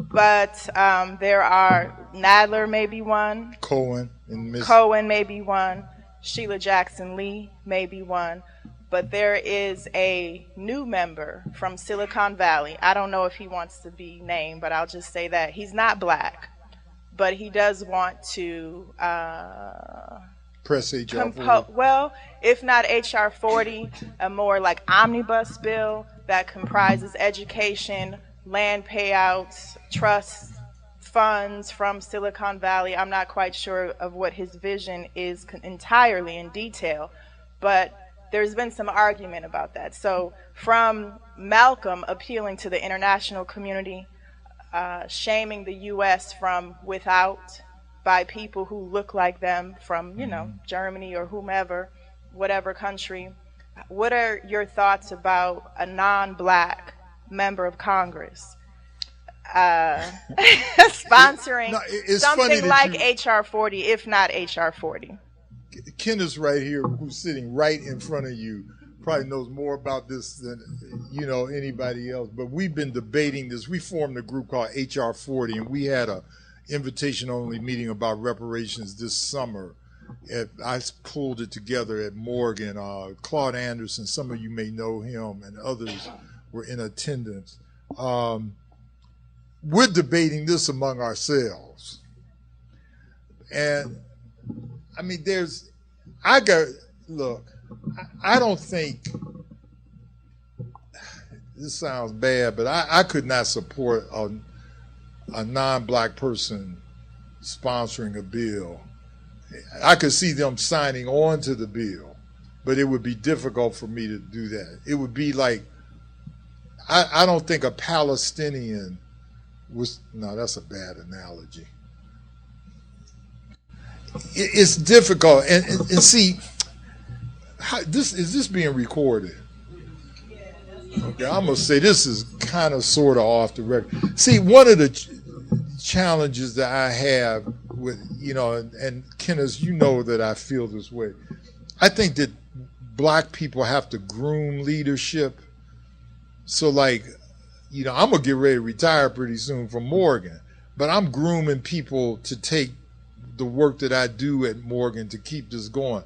I think that Conyers should have done some of that he should have said, and now from what I'm understanding, that he wants either his nephew or his son to run in his place to create a little dynasty. We got to do something better than that, doing that. Sheila Jackson Lee. We do want others to have a chance to be able to. Oh, the mic? Okay. Okay. Well, make sure you make it sure so we can. Yeah. Here you go. No, he gave. Okay. So, Congress functions based on rank. Yeah, I know. And that's where the power is consolidated. So even if I agree with you with Mr. Conyers. But even if his nephew or whoever his successor is, comes in, he'll be a freshman wielding absolutely no power. He may not even be on the Judiciary Committee. So the man with the power on the one of the reasons Conyers was so powerful in that H.R. 40, that it even made it to a committee, was because he is ranking member of that committee, the dean of the Congress. So now in that position is Jerry Nadler. So just like some people say it takes white people to dismantle racism, this could be an example of that. And I'll leave it at that, since I was that's a good point. And I know, like I said, we've been debating this question over and over. And I think Kenneth said right before the meeting, when we said about if 50 white people walked up on Capitol Hill and said that we want reparations for African American, bill probably get passed like that. It's the compensation for living in a system of white supremacy. Go ahead.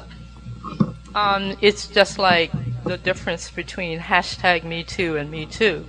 And a lot of us have known the history of Me Too for the past 10 years, but it never really went viral until a little white girl said hashtag Me Too. And then she came back and said, I didn't know. I've just been informed that it's already out there. But nobody stopped the movement. As a matter of fact, after she said that, it actually went viral exponentially. So while it would be great to have someone who looks like us leading the charge for H.R. 40, let's be real honest here. There are 49 members of the Congressional Black Caucus, and not half of them are co-sponsors. Because we do have the Nadlers, and we do have, what's her name, Japaya? Japaya, we have Rowe, we have Cohen, Jan Schakowsky. So if you extrapolate all those others out of the co-sponsorship for H.R. 40, we don't have 50% of the Congressional Black Caucus. And I'll say this and sit down, because she said be succinct. But we have people like Maxine Waters walking around talking about, I'm going to reclaim my time. She is not a co-sponsor of H.R. 40, and she is considered to be Auntie Maxie. Well, if she's Auntie Maxie, then why isn't she a co-sponsor? And why aren't we doing more to call out people like Auntie Maxie?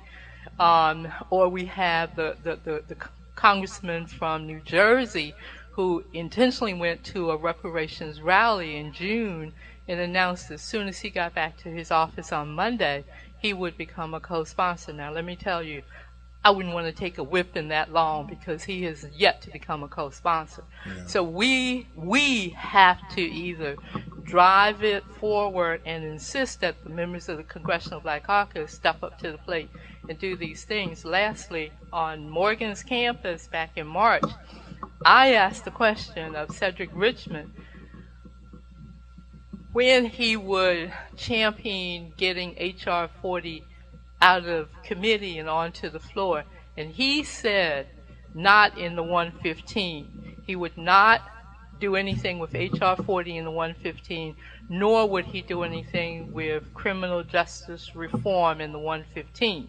That was March of last year. This is midterm election, and we probably won't see them on the Hill that much. But to answer your question, we are on our way to Capitol Hill in a couple of days to try and pin down exactly who will be the person to take ownership for H.R. 40. We have a very good list of questions, and we have gotten a couple of people to commit, not the congresspersons, but their chief of staff and their legislative directors. We have gotten a few of them to commit to meeting with us. And by the way, Cedric Richmond, for those of you who don't know, is the head of the Congressional Black Caucus. Yes, he is. He is HNIC.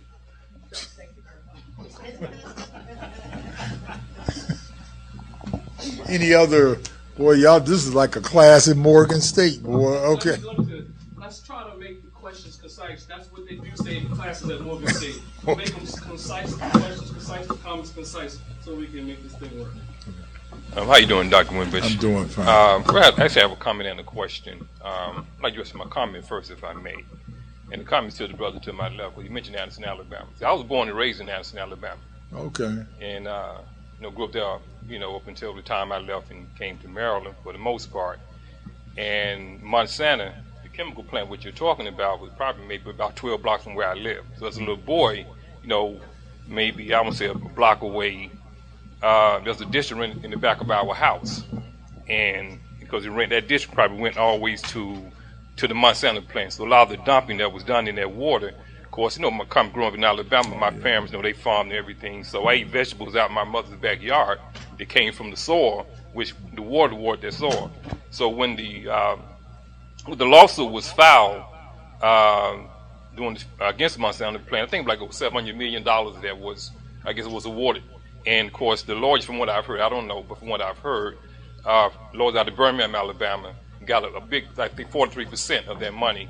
And then some money was set aside for some other things like testing, some other things. Now, my family members, some of my family members, submitted their names. I was living in Maryland during the time when this took place.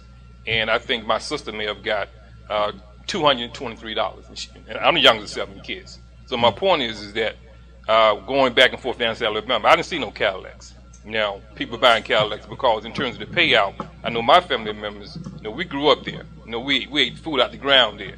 And I think they got like $200-something because it was based upon some kind of testing you had to send in, and depending on the degree of whatever was in your body, that's how much money you got. Now, stores that live closer to the Monsanto plant, who own business owners, now they got and these were white-owned stores. So they, from what I've heard, they got maybe $400,000 or $500,000. But as you move further out from Monsanto plant, then your money became less. So I just wanted to comment on it from growing up there, and honestly, not a very large town, maybe 50, 60,000 people within the city part. So I pretty much know everybody in that town for the most part, and I ain't seen not one Cadillac. But now, to your point, what you said, I do understand because of as Stephen Biko mentioned, says that the greatest weapon that the oppressor has is the mind of the oppressed. But when you apply that on a global level, we've all been traumatized. We've all been victimized by white dominant racism and white supremacy. So it's not just something unique to the Southern state, which we all mentioned it. But I do understand what you're saying. They're taking their money in terms of how will we utilize that.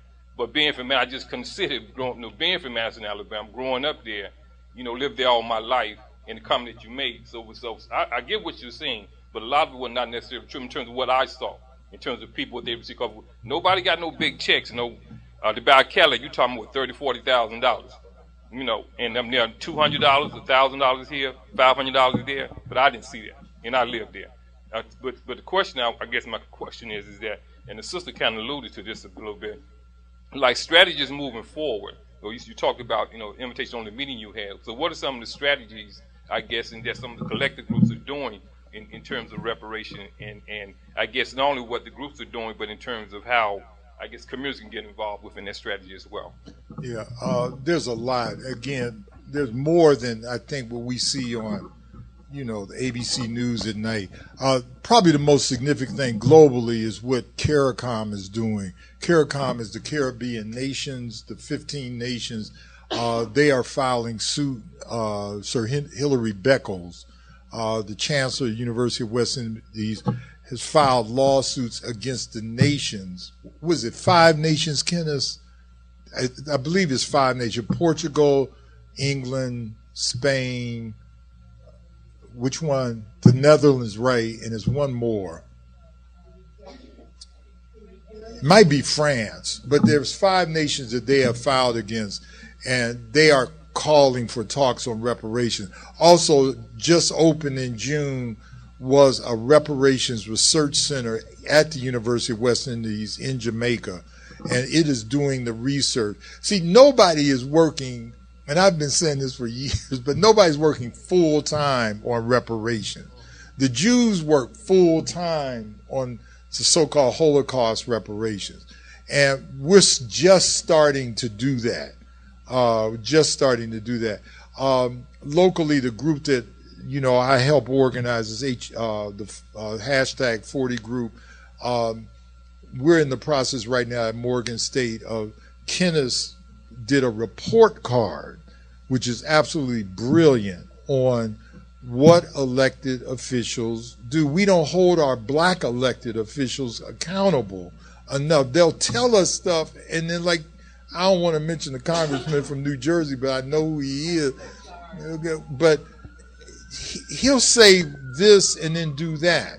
So we're going to be running locally here in Baltimore a report card on the mayor, and I know people loves Catherine Pugh, and we're just going to see what people think about Catherine Pugh, Elijah Cummings and others as a responsible thing.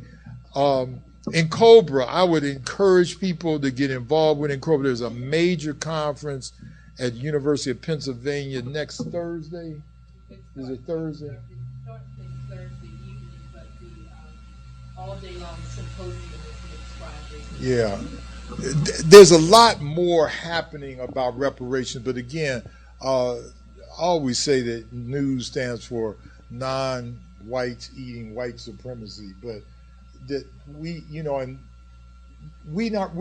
aren't going to get our information about reparations directly from mainstream news organization. So I would recommend joining in Cobra. I mean, that would be my number one thing in Cobra, because they're dedicated to that. Okay. In Cobra, NC with an apostrophe COBRA, and it stands for National Coalition of Blacks for Reparations in America. I have a pamphlet. There you go. Okay. I was thinking of going in September when I met them, but I didn't know of anyone who belonged. So now that I do, and you said it, I will. Yes. There are a couple of us who will. Okay. Yeah. See, that's if I can just You have a question? You have something? Yeah. Just a quick comment. So I attend a lot of meetings, and I haven't for a while. I had stopped going to meetings because I have experienced that you go to a meeting, people talk about all these things, and then no one does anything. Mm-hmm. So it's, 25 people in this room. Mm-hmm. When we leave this room, maybe we'll see each other again, maybe we won't. I think it's very important, even before you connect with organizations, we can have relationships and connect with each other, because that's how we'll get things done. Yeah, that's a good point. And I think, places like where we are now, Brother Sankofa, having a lecture series, we need to do more of this stuff. I mean, it's good for us to, do other things, but we need to talk about stuff more and to act, And I would say, family, we don't have to leave the room, because as I shared and what we have at Temple of African Thought, this right here is an opportunity to push forward and be part of the momentum, and it's our SAR and the rest of the family here. So I just don't want anybody to overlook what we have right here as an institution to galvanize the people and to organize the people and to move our plans forward. Does anybody have any questions? I have a question, family. Anybody have any questions? Okay, I'm going to go ahead and ask. So my question, Dr. WinBush, let me put it let me retrieve it from my phone. And I may have missed a portion of your presentation because I was moving around during the course of your presentation.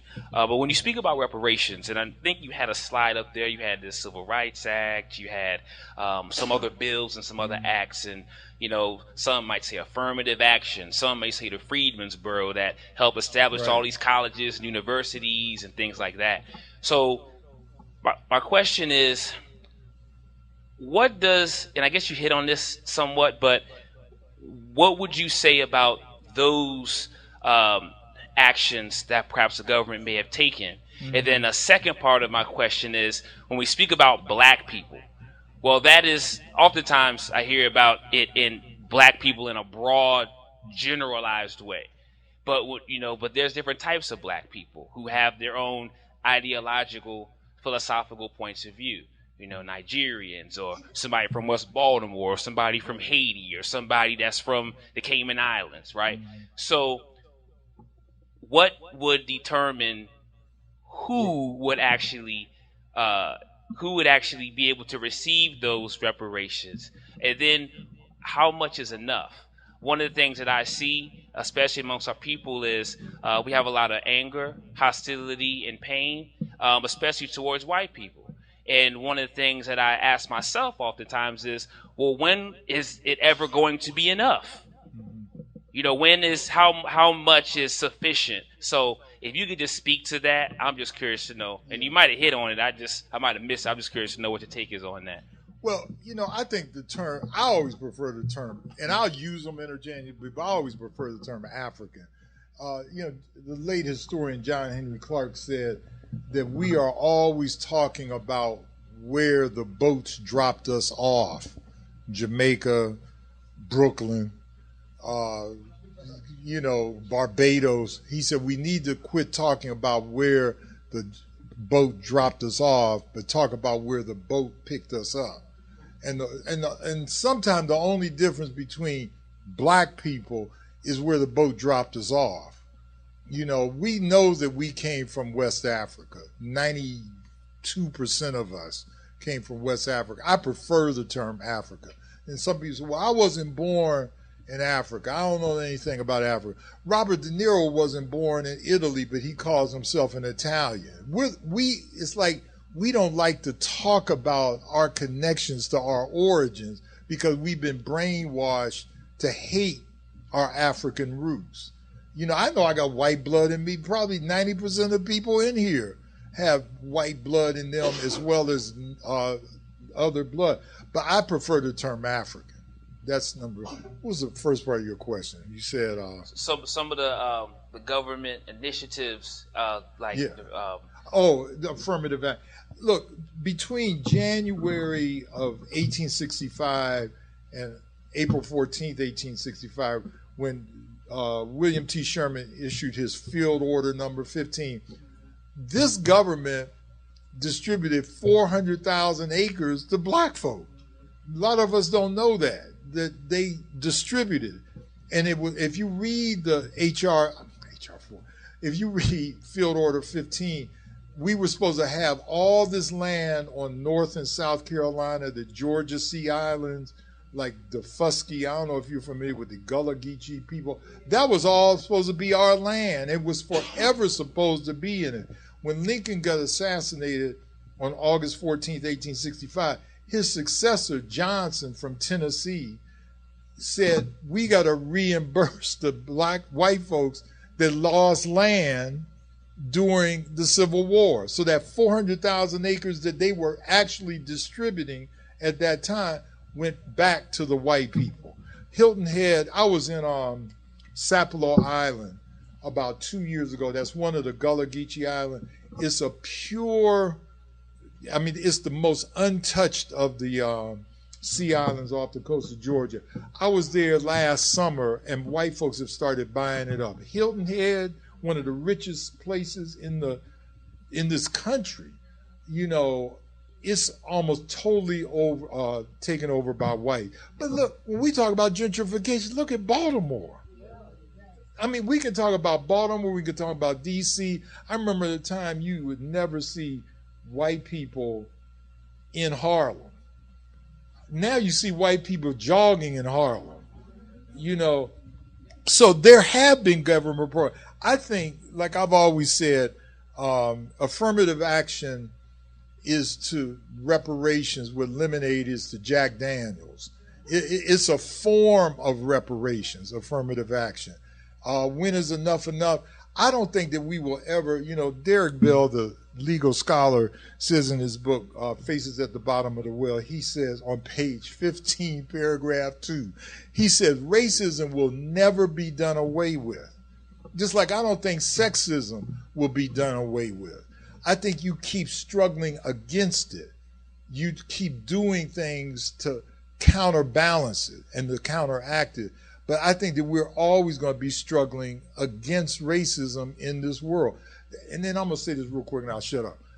There's this new school of thought. You may have heard about it, brother. It's called Afro-pessimism. And I've been reading it lately.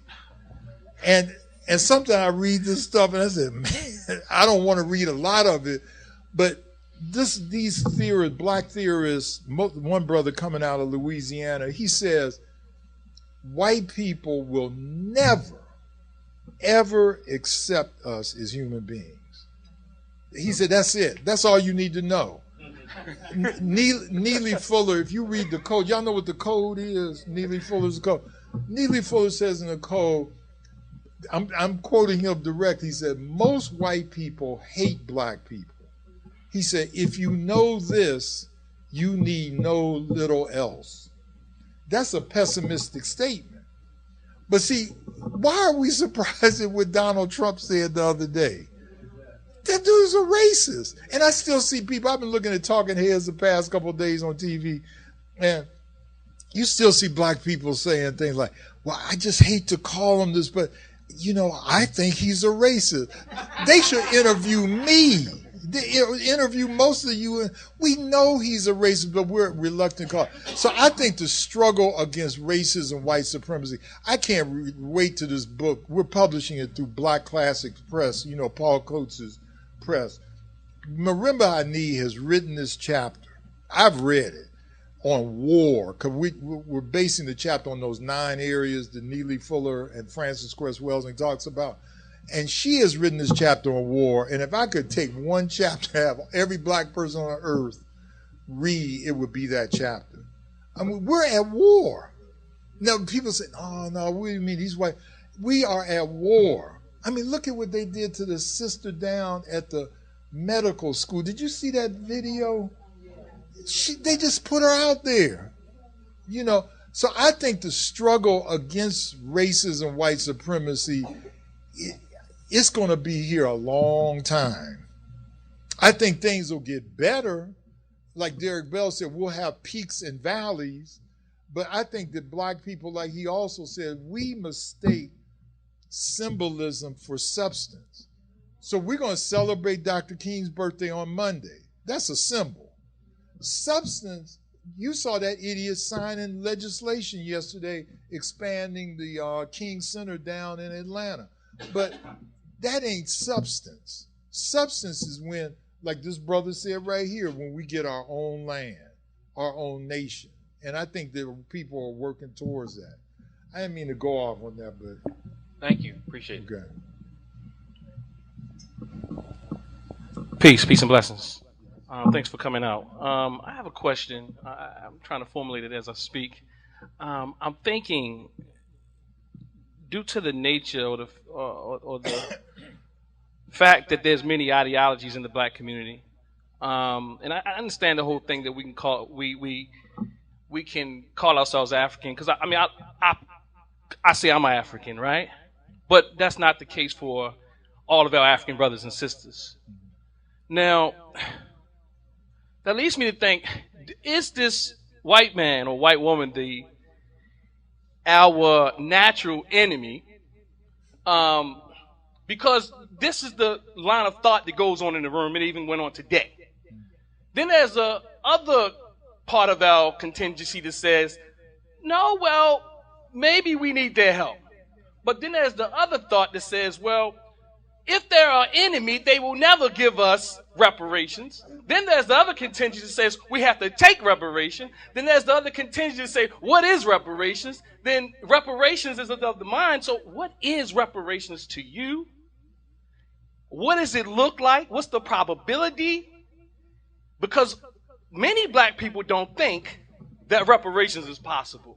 So before we even think about going to join a group like in Cobra, our hopes have been down. So I just want to pose that question. What are your thoughts about that? Well, see, I didn't really push for reparations till about 30 years ago, which for a lot of people, that's a long time ago. But when you think about it, all that we've been trying to do in this country since we got here is repair the damage that white supremacy has done to us.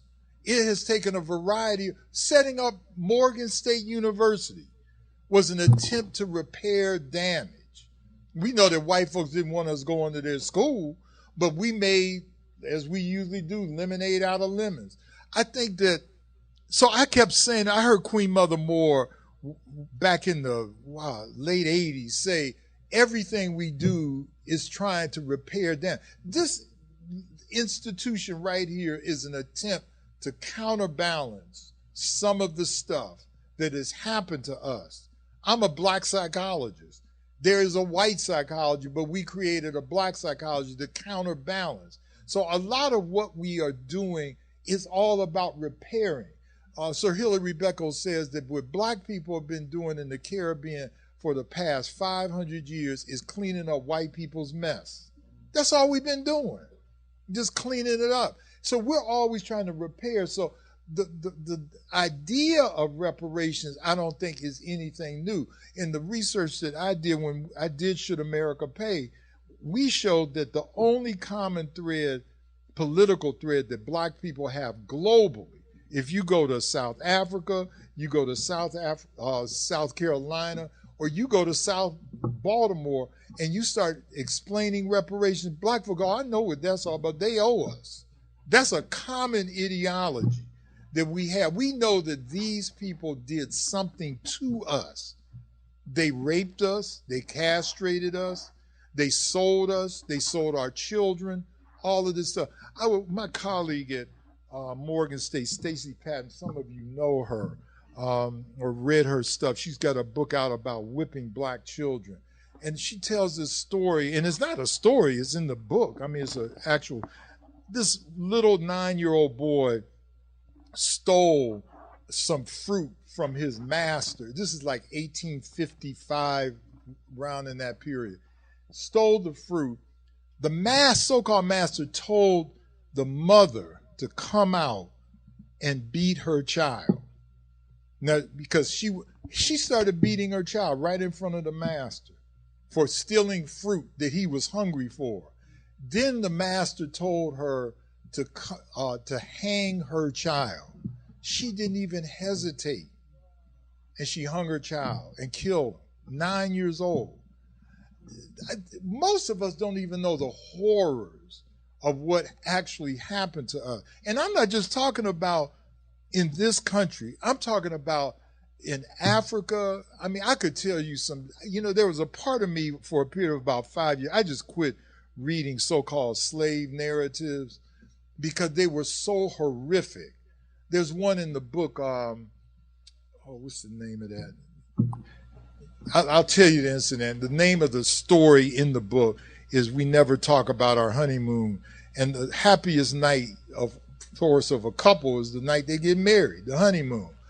And on this plantation, this black man told the so-called master that this couple had jumped the broomstick. You know what jumping the broomstick is. And the master so-called master came down, knocked on the cabin the night of the honeymoon. The woman is writing this narrative, and it's in the FDR narratives back in the 1930s and 40s, and says, he knocks on the door and said, I heard you got married. The man answered the door, and he was afraid to say yes, but he knew he had. He said, okay, what I want you to do is watch me as I have sex with your wife. And he forced him to watch. And she's describing this. She's holding her husband, this white beast on her, looking at her husband. He's crying and angry. She's crying. And then the name of the narrative, of course, is We Never Talk About Our Honeymoon. So I don't think sometimes we even realize what has occurred to us as a people. It's bad. It's way worse than the Holocaust. And I ain't trying to compare pain, but it's way worse than that. And it continues. When I saw that sister crying on the streets the other day, and I said, those were black folk that put her out there. Those black folks should say, I ain't doing that. But I can't, I'll lose my job. Just like on the cotton plantation when they said, well, you gonna pick this cotton or beat that enslaved African, well, I don't want to get killed myself. And we do that. Or the mother that hung her own child. Just bad. So I don't want to hit on a down note, but, you should just some of us just don't know what happened to us. And I'm not saying that because of that, But we not only deserve reparations, I think we have to press for them. White folks aren't, and let me say about what you said about the ideology. The late Bobby Wright, who I went to school with at Chicago, the black psychologist, he used to say there's only two ideologies in the black community. And I used to debate this, but now I'm beginning to wonder whether or not Bobby was right. He said, you're either an integrationist or you're a black nationalist. That was it. He said, you can say you're a Marxist, you can say you're a Christian, but he said ain't but two ideologies in the black community. You're either an integrationist or you are a black nationalist. I'm a black nationalist.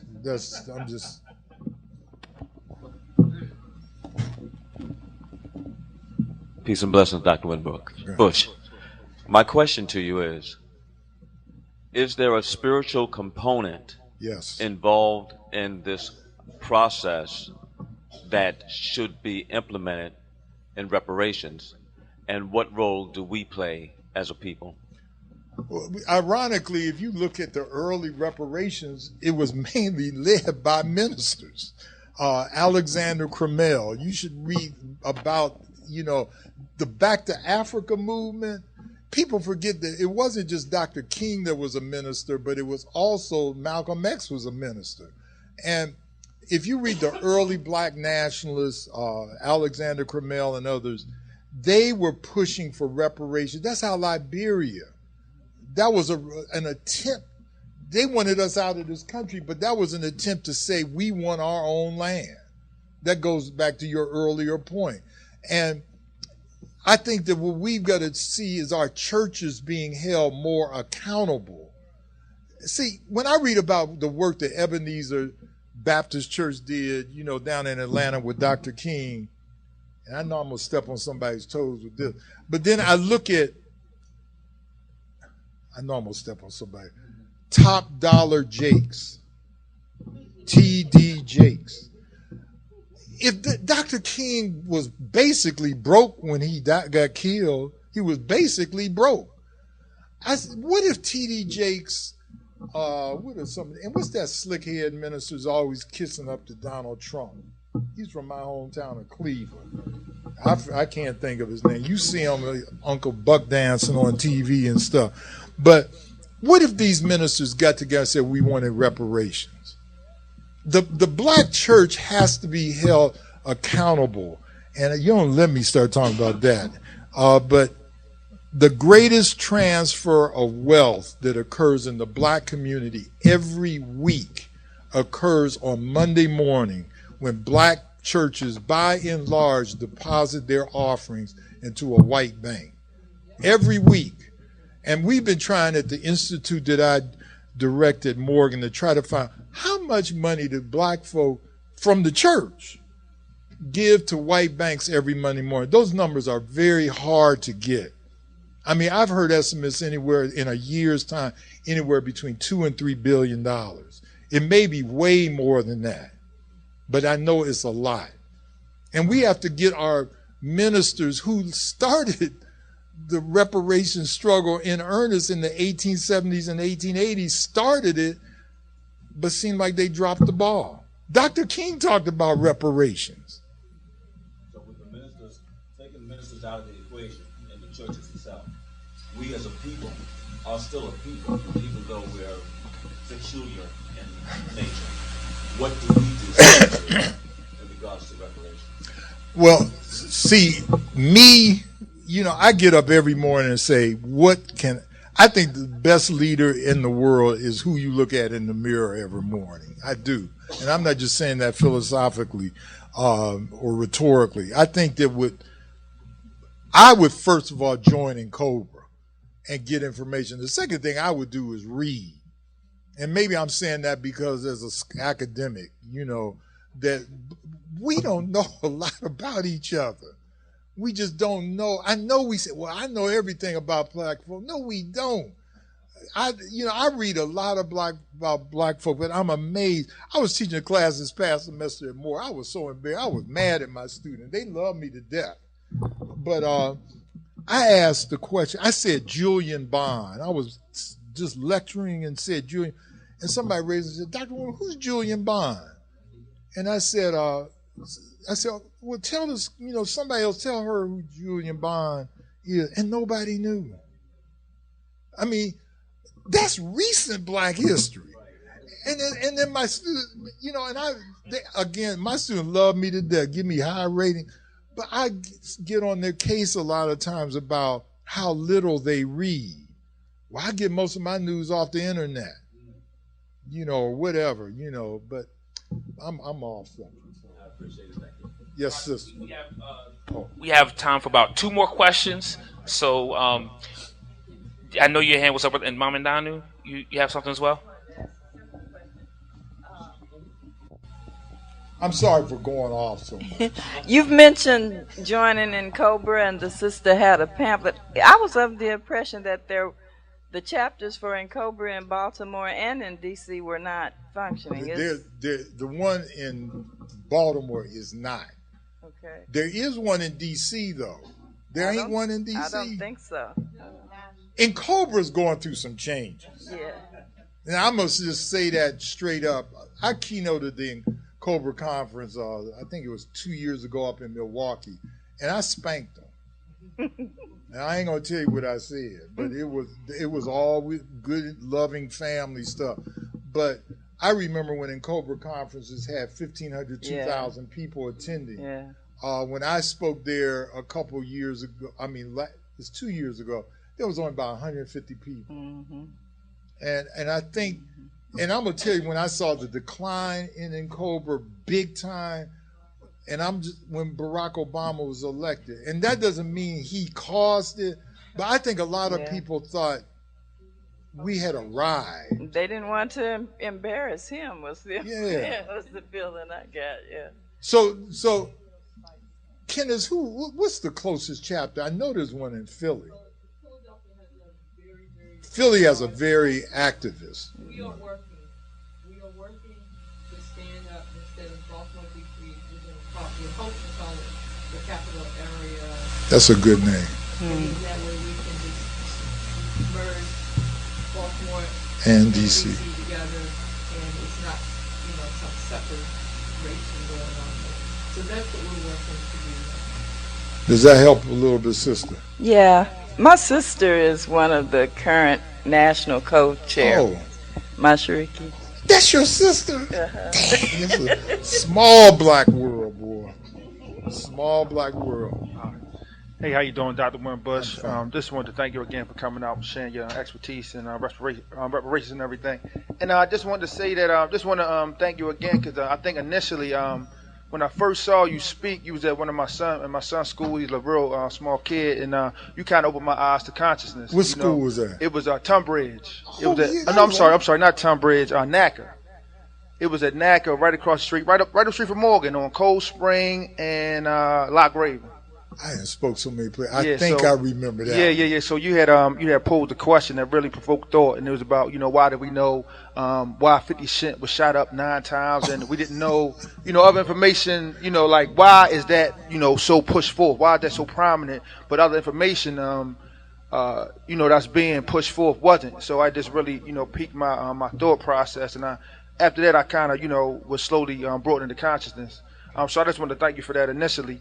And my question was, and pardon me because I was tardy, so I'm sure if you mentioned it in your lecture, but in reference to reparations, are there any other types of reparations, that, outside of finances that would, really, serve as a catalyst for our people? Because a lot of times, like the brother mentioned earlier, like, we're not that financially savvy. So a lot of times if we get money, a lot of times we spend it, with the oppressor. So even if that is one of the situations, how about, what other forms of reparations as far as like, scholarships and things of that nature that we could probably, take advantage of? Well, it's important that you just mentioned that scholarship. Ruth Smith, who was the former president, the only black president of an Ivy League school, Brown University, when she was president of Brown, just a couple of years ago, she did commission a study that showed that the people that founded Brown University, probably what most of us have in common in this room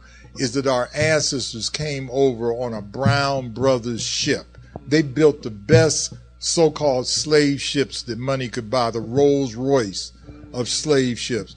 And the university was founded by that.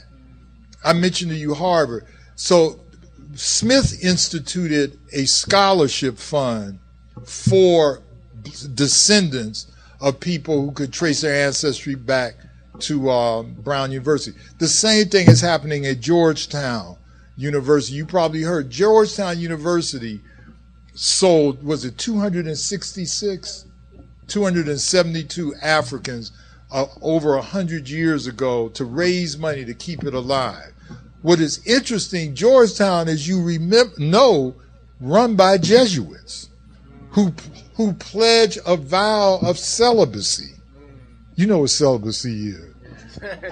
But those Africans had descendants. So you know who was having sex with those or raping those black women. So there's a struggle going on there. Adwa Ayatora and Nkechi Taifa, two colleagues of mine, they're working on doing that. So I think that's a form. I think land is another form. I could go into all of this stuff, but land is another form. Money, of course, educational scholarship, businesses, tax relief, you know, all of this stuff. Like this tax bill that they just, ain't no tax cut. They ripping off it's probably the largest heist in America, and maybe in world history, that is about to occur.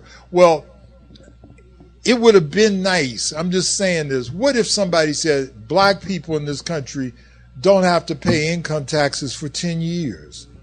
That's a form of reparation. So as I said in the presentation, reparations are going to take a lot of different forms, just like Brown versus Board led to school desegregation, but it also was connected to the Voting Rights Act, the Open Housing Act, Affirmative Action, EEO, and all of this other stuff. Reparations are going to do the same thing.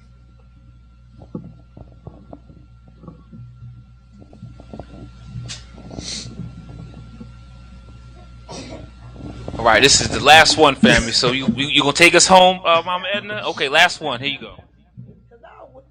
Cause I always like to come with something inspiring. I'm blacklisted, whitelisted, yellow listed, green listed, blue listed, because me and a couple of young women are homeschooling in Baltimore, and our intent is, see what y'all are missing is the point that we're arguing about adult situations that y'all, everybody coming together, meetings and meetings. But what you do is you step into the space and you draw a line. So what we're doing, we're homeschooling the children with true education, so they won't be missing. Like I'm going to be doing Kwanzaa every month forever, because 1966 and you go in place and people don't know what Kwanzaa is, it's an insult. So what I'm doing, Dr. WinBush, is we're saving money to buy land. I live as an official Hebrew, I trace my roots. So we, as a Hebrew community, we're going to open up a school, a hospital, and a recovery center for our little children. Because if you start interacting in elementary school, you won't have the middle school problem, and you won't have the high school problem. So what we're doing with my little group, we are teaching the children all this we're talking here. We are teaching the children, we're breaking the syndrome. We're breaking the trauma. We're breaking it, because when you talk to little children, they're eager, they're anxious, and y'all got to get it. You cannot fight the middle passage. You got to comfort the elders, but you got to instruct the children. So we are teaching the little children. I'm not fighting in the middle anymore. We teach the children so when they come up, they going straight to the top. It ain't going to be a middle. Y'all got to read the Sovereignty Act of 1950 in Mississippi and things that were set in place that we're struggling with today. Dr. WinBush, you already know. We're struggling with things today that's been put in place, and because we do not study, we do not support each other. First, we got to get over loving ourselves before we can understand and associate with somebody else. That's a crisis in America right there. You know, we have crisis points. And if you walk with me, you just asking to be targeted because I do stand out. I'm not going to sit down. I'm not going to listen to nobody because if we don't save our children, I hear people referring to them as kids all the time. How you going to be an educator and you don't look up the word kids before you instruct your children to be calling each other kids? I don't use kids in my mouth, in my language. I use children. That's what they are. And when I go to meetings, I used to carry a jar with me. And when people call children kids, I made them donate to my program. And I came home with a jar of money. Because the educated people, believe me, go check their credentials. Go check it. I work with people that don't even know the history of Morgan. I'm trying to tell Dr. Wilson that Morgan students should go to school free because in George Washington's original will, it said that we are supposed to get a free education. And since Morgan has been historically given that title, nobody should be paying to go to Morgan, and the people who go to Morgan should get all their money back. That's reparations too. Yeah. Well, I mean, you ain't gonna find any argument. I think all higher education should be free, but that's me. I mean, I've always believed that. Okay. All right. So give it up for Dr. WinBush one more time, family.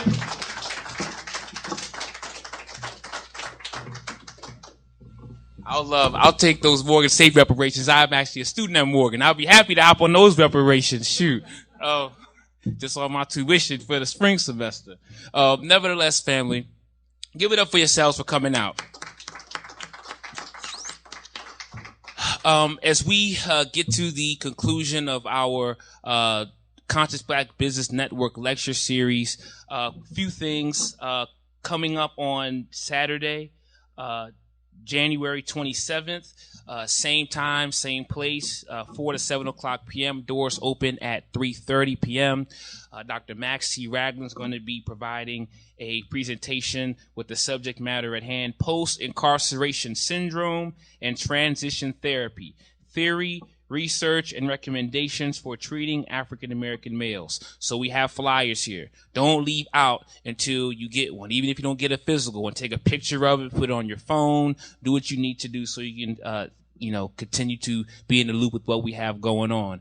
We're going to continue to have these presentations on a monthly basis as by way of our Conscious Black Business Network lecture series. And we also want to get your contact information. Now, there may be some of you all in the room who may have registered. All right. But nevertheless, everybody that's in here, we want to also make sure that we get your contact information so we can keep you in the loop as to all the things that are going to be taking place. So Sister Naima, put your hand up so they can know who you are.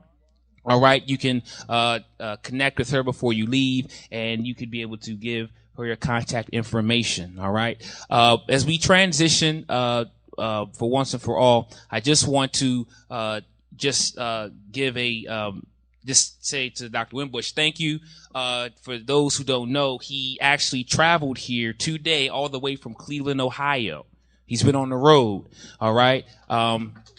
Yes.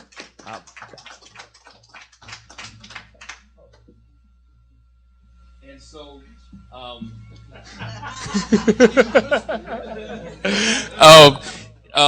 he actually came all the way here, family, from Cleveland, Ohio. I talked with him on the phone this week. He said, my brother, y'all got me. All right, I'm going to present, but it's going to be tight. I'm going to do the best I can to get there on time to be able to deliver the message to the people. And we appreciate that. We appreciate him standing on his feet and, having patience and eloquently addressing the concerns, answering the questions, and all of those things. And so, what we'll do is, once again, because there were some who happened to come in after we sent the basket around the first time. All right. So if you happen to have something that you would like to contribute, all right, you will have a time, if not now, at the end of our gathering here today, to be able to give a donation. And also, if you have no cash, we also take cards as well too. All right.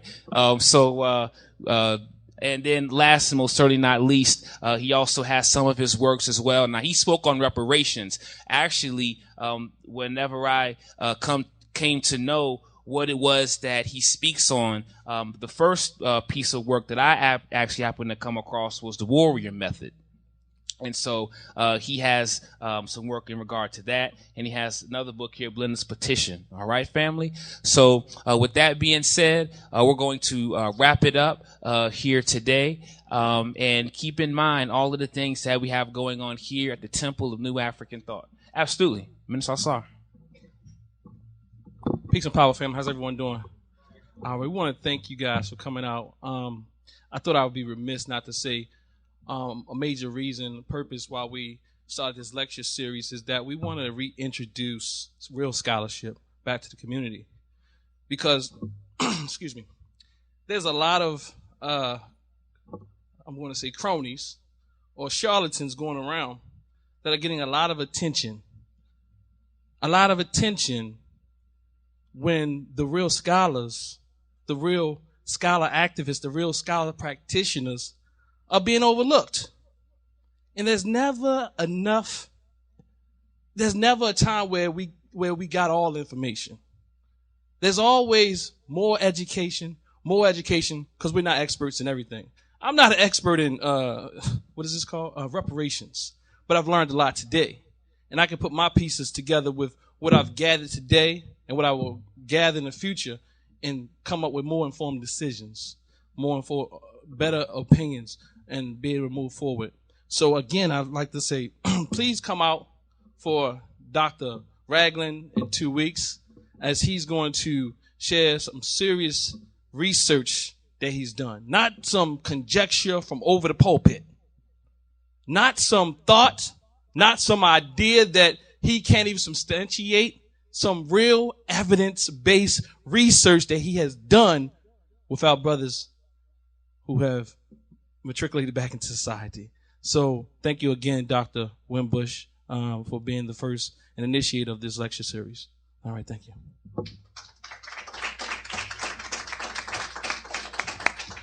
All right, family. So with that being said, let us stand up all over the house today.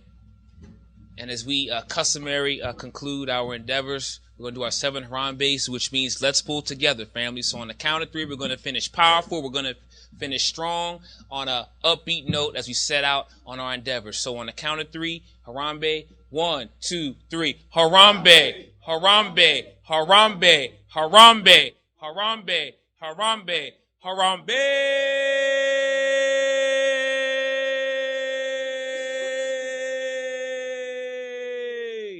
All right, peace and power, family. Get your flyers and give us.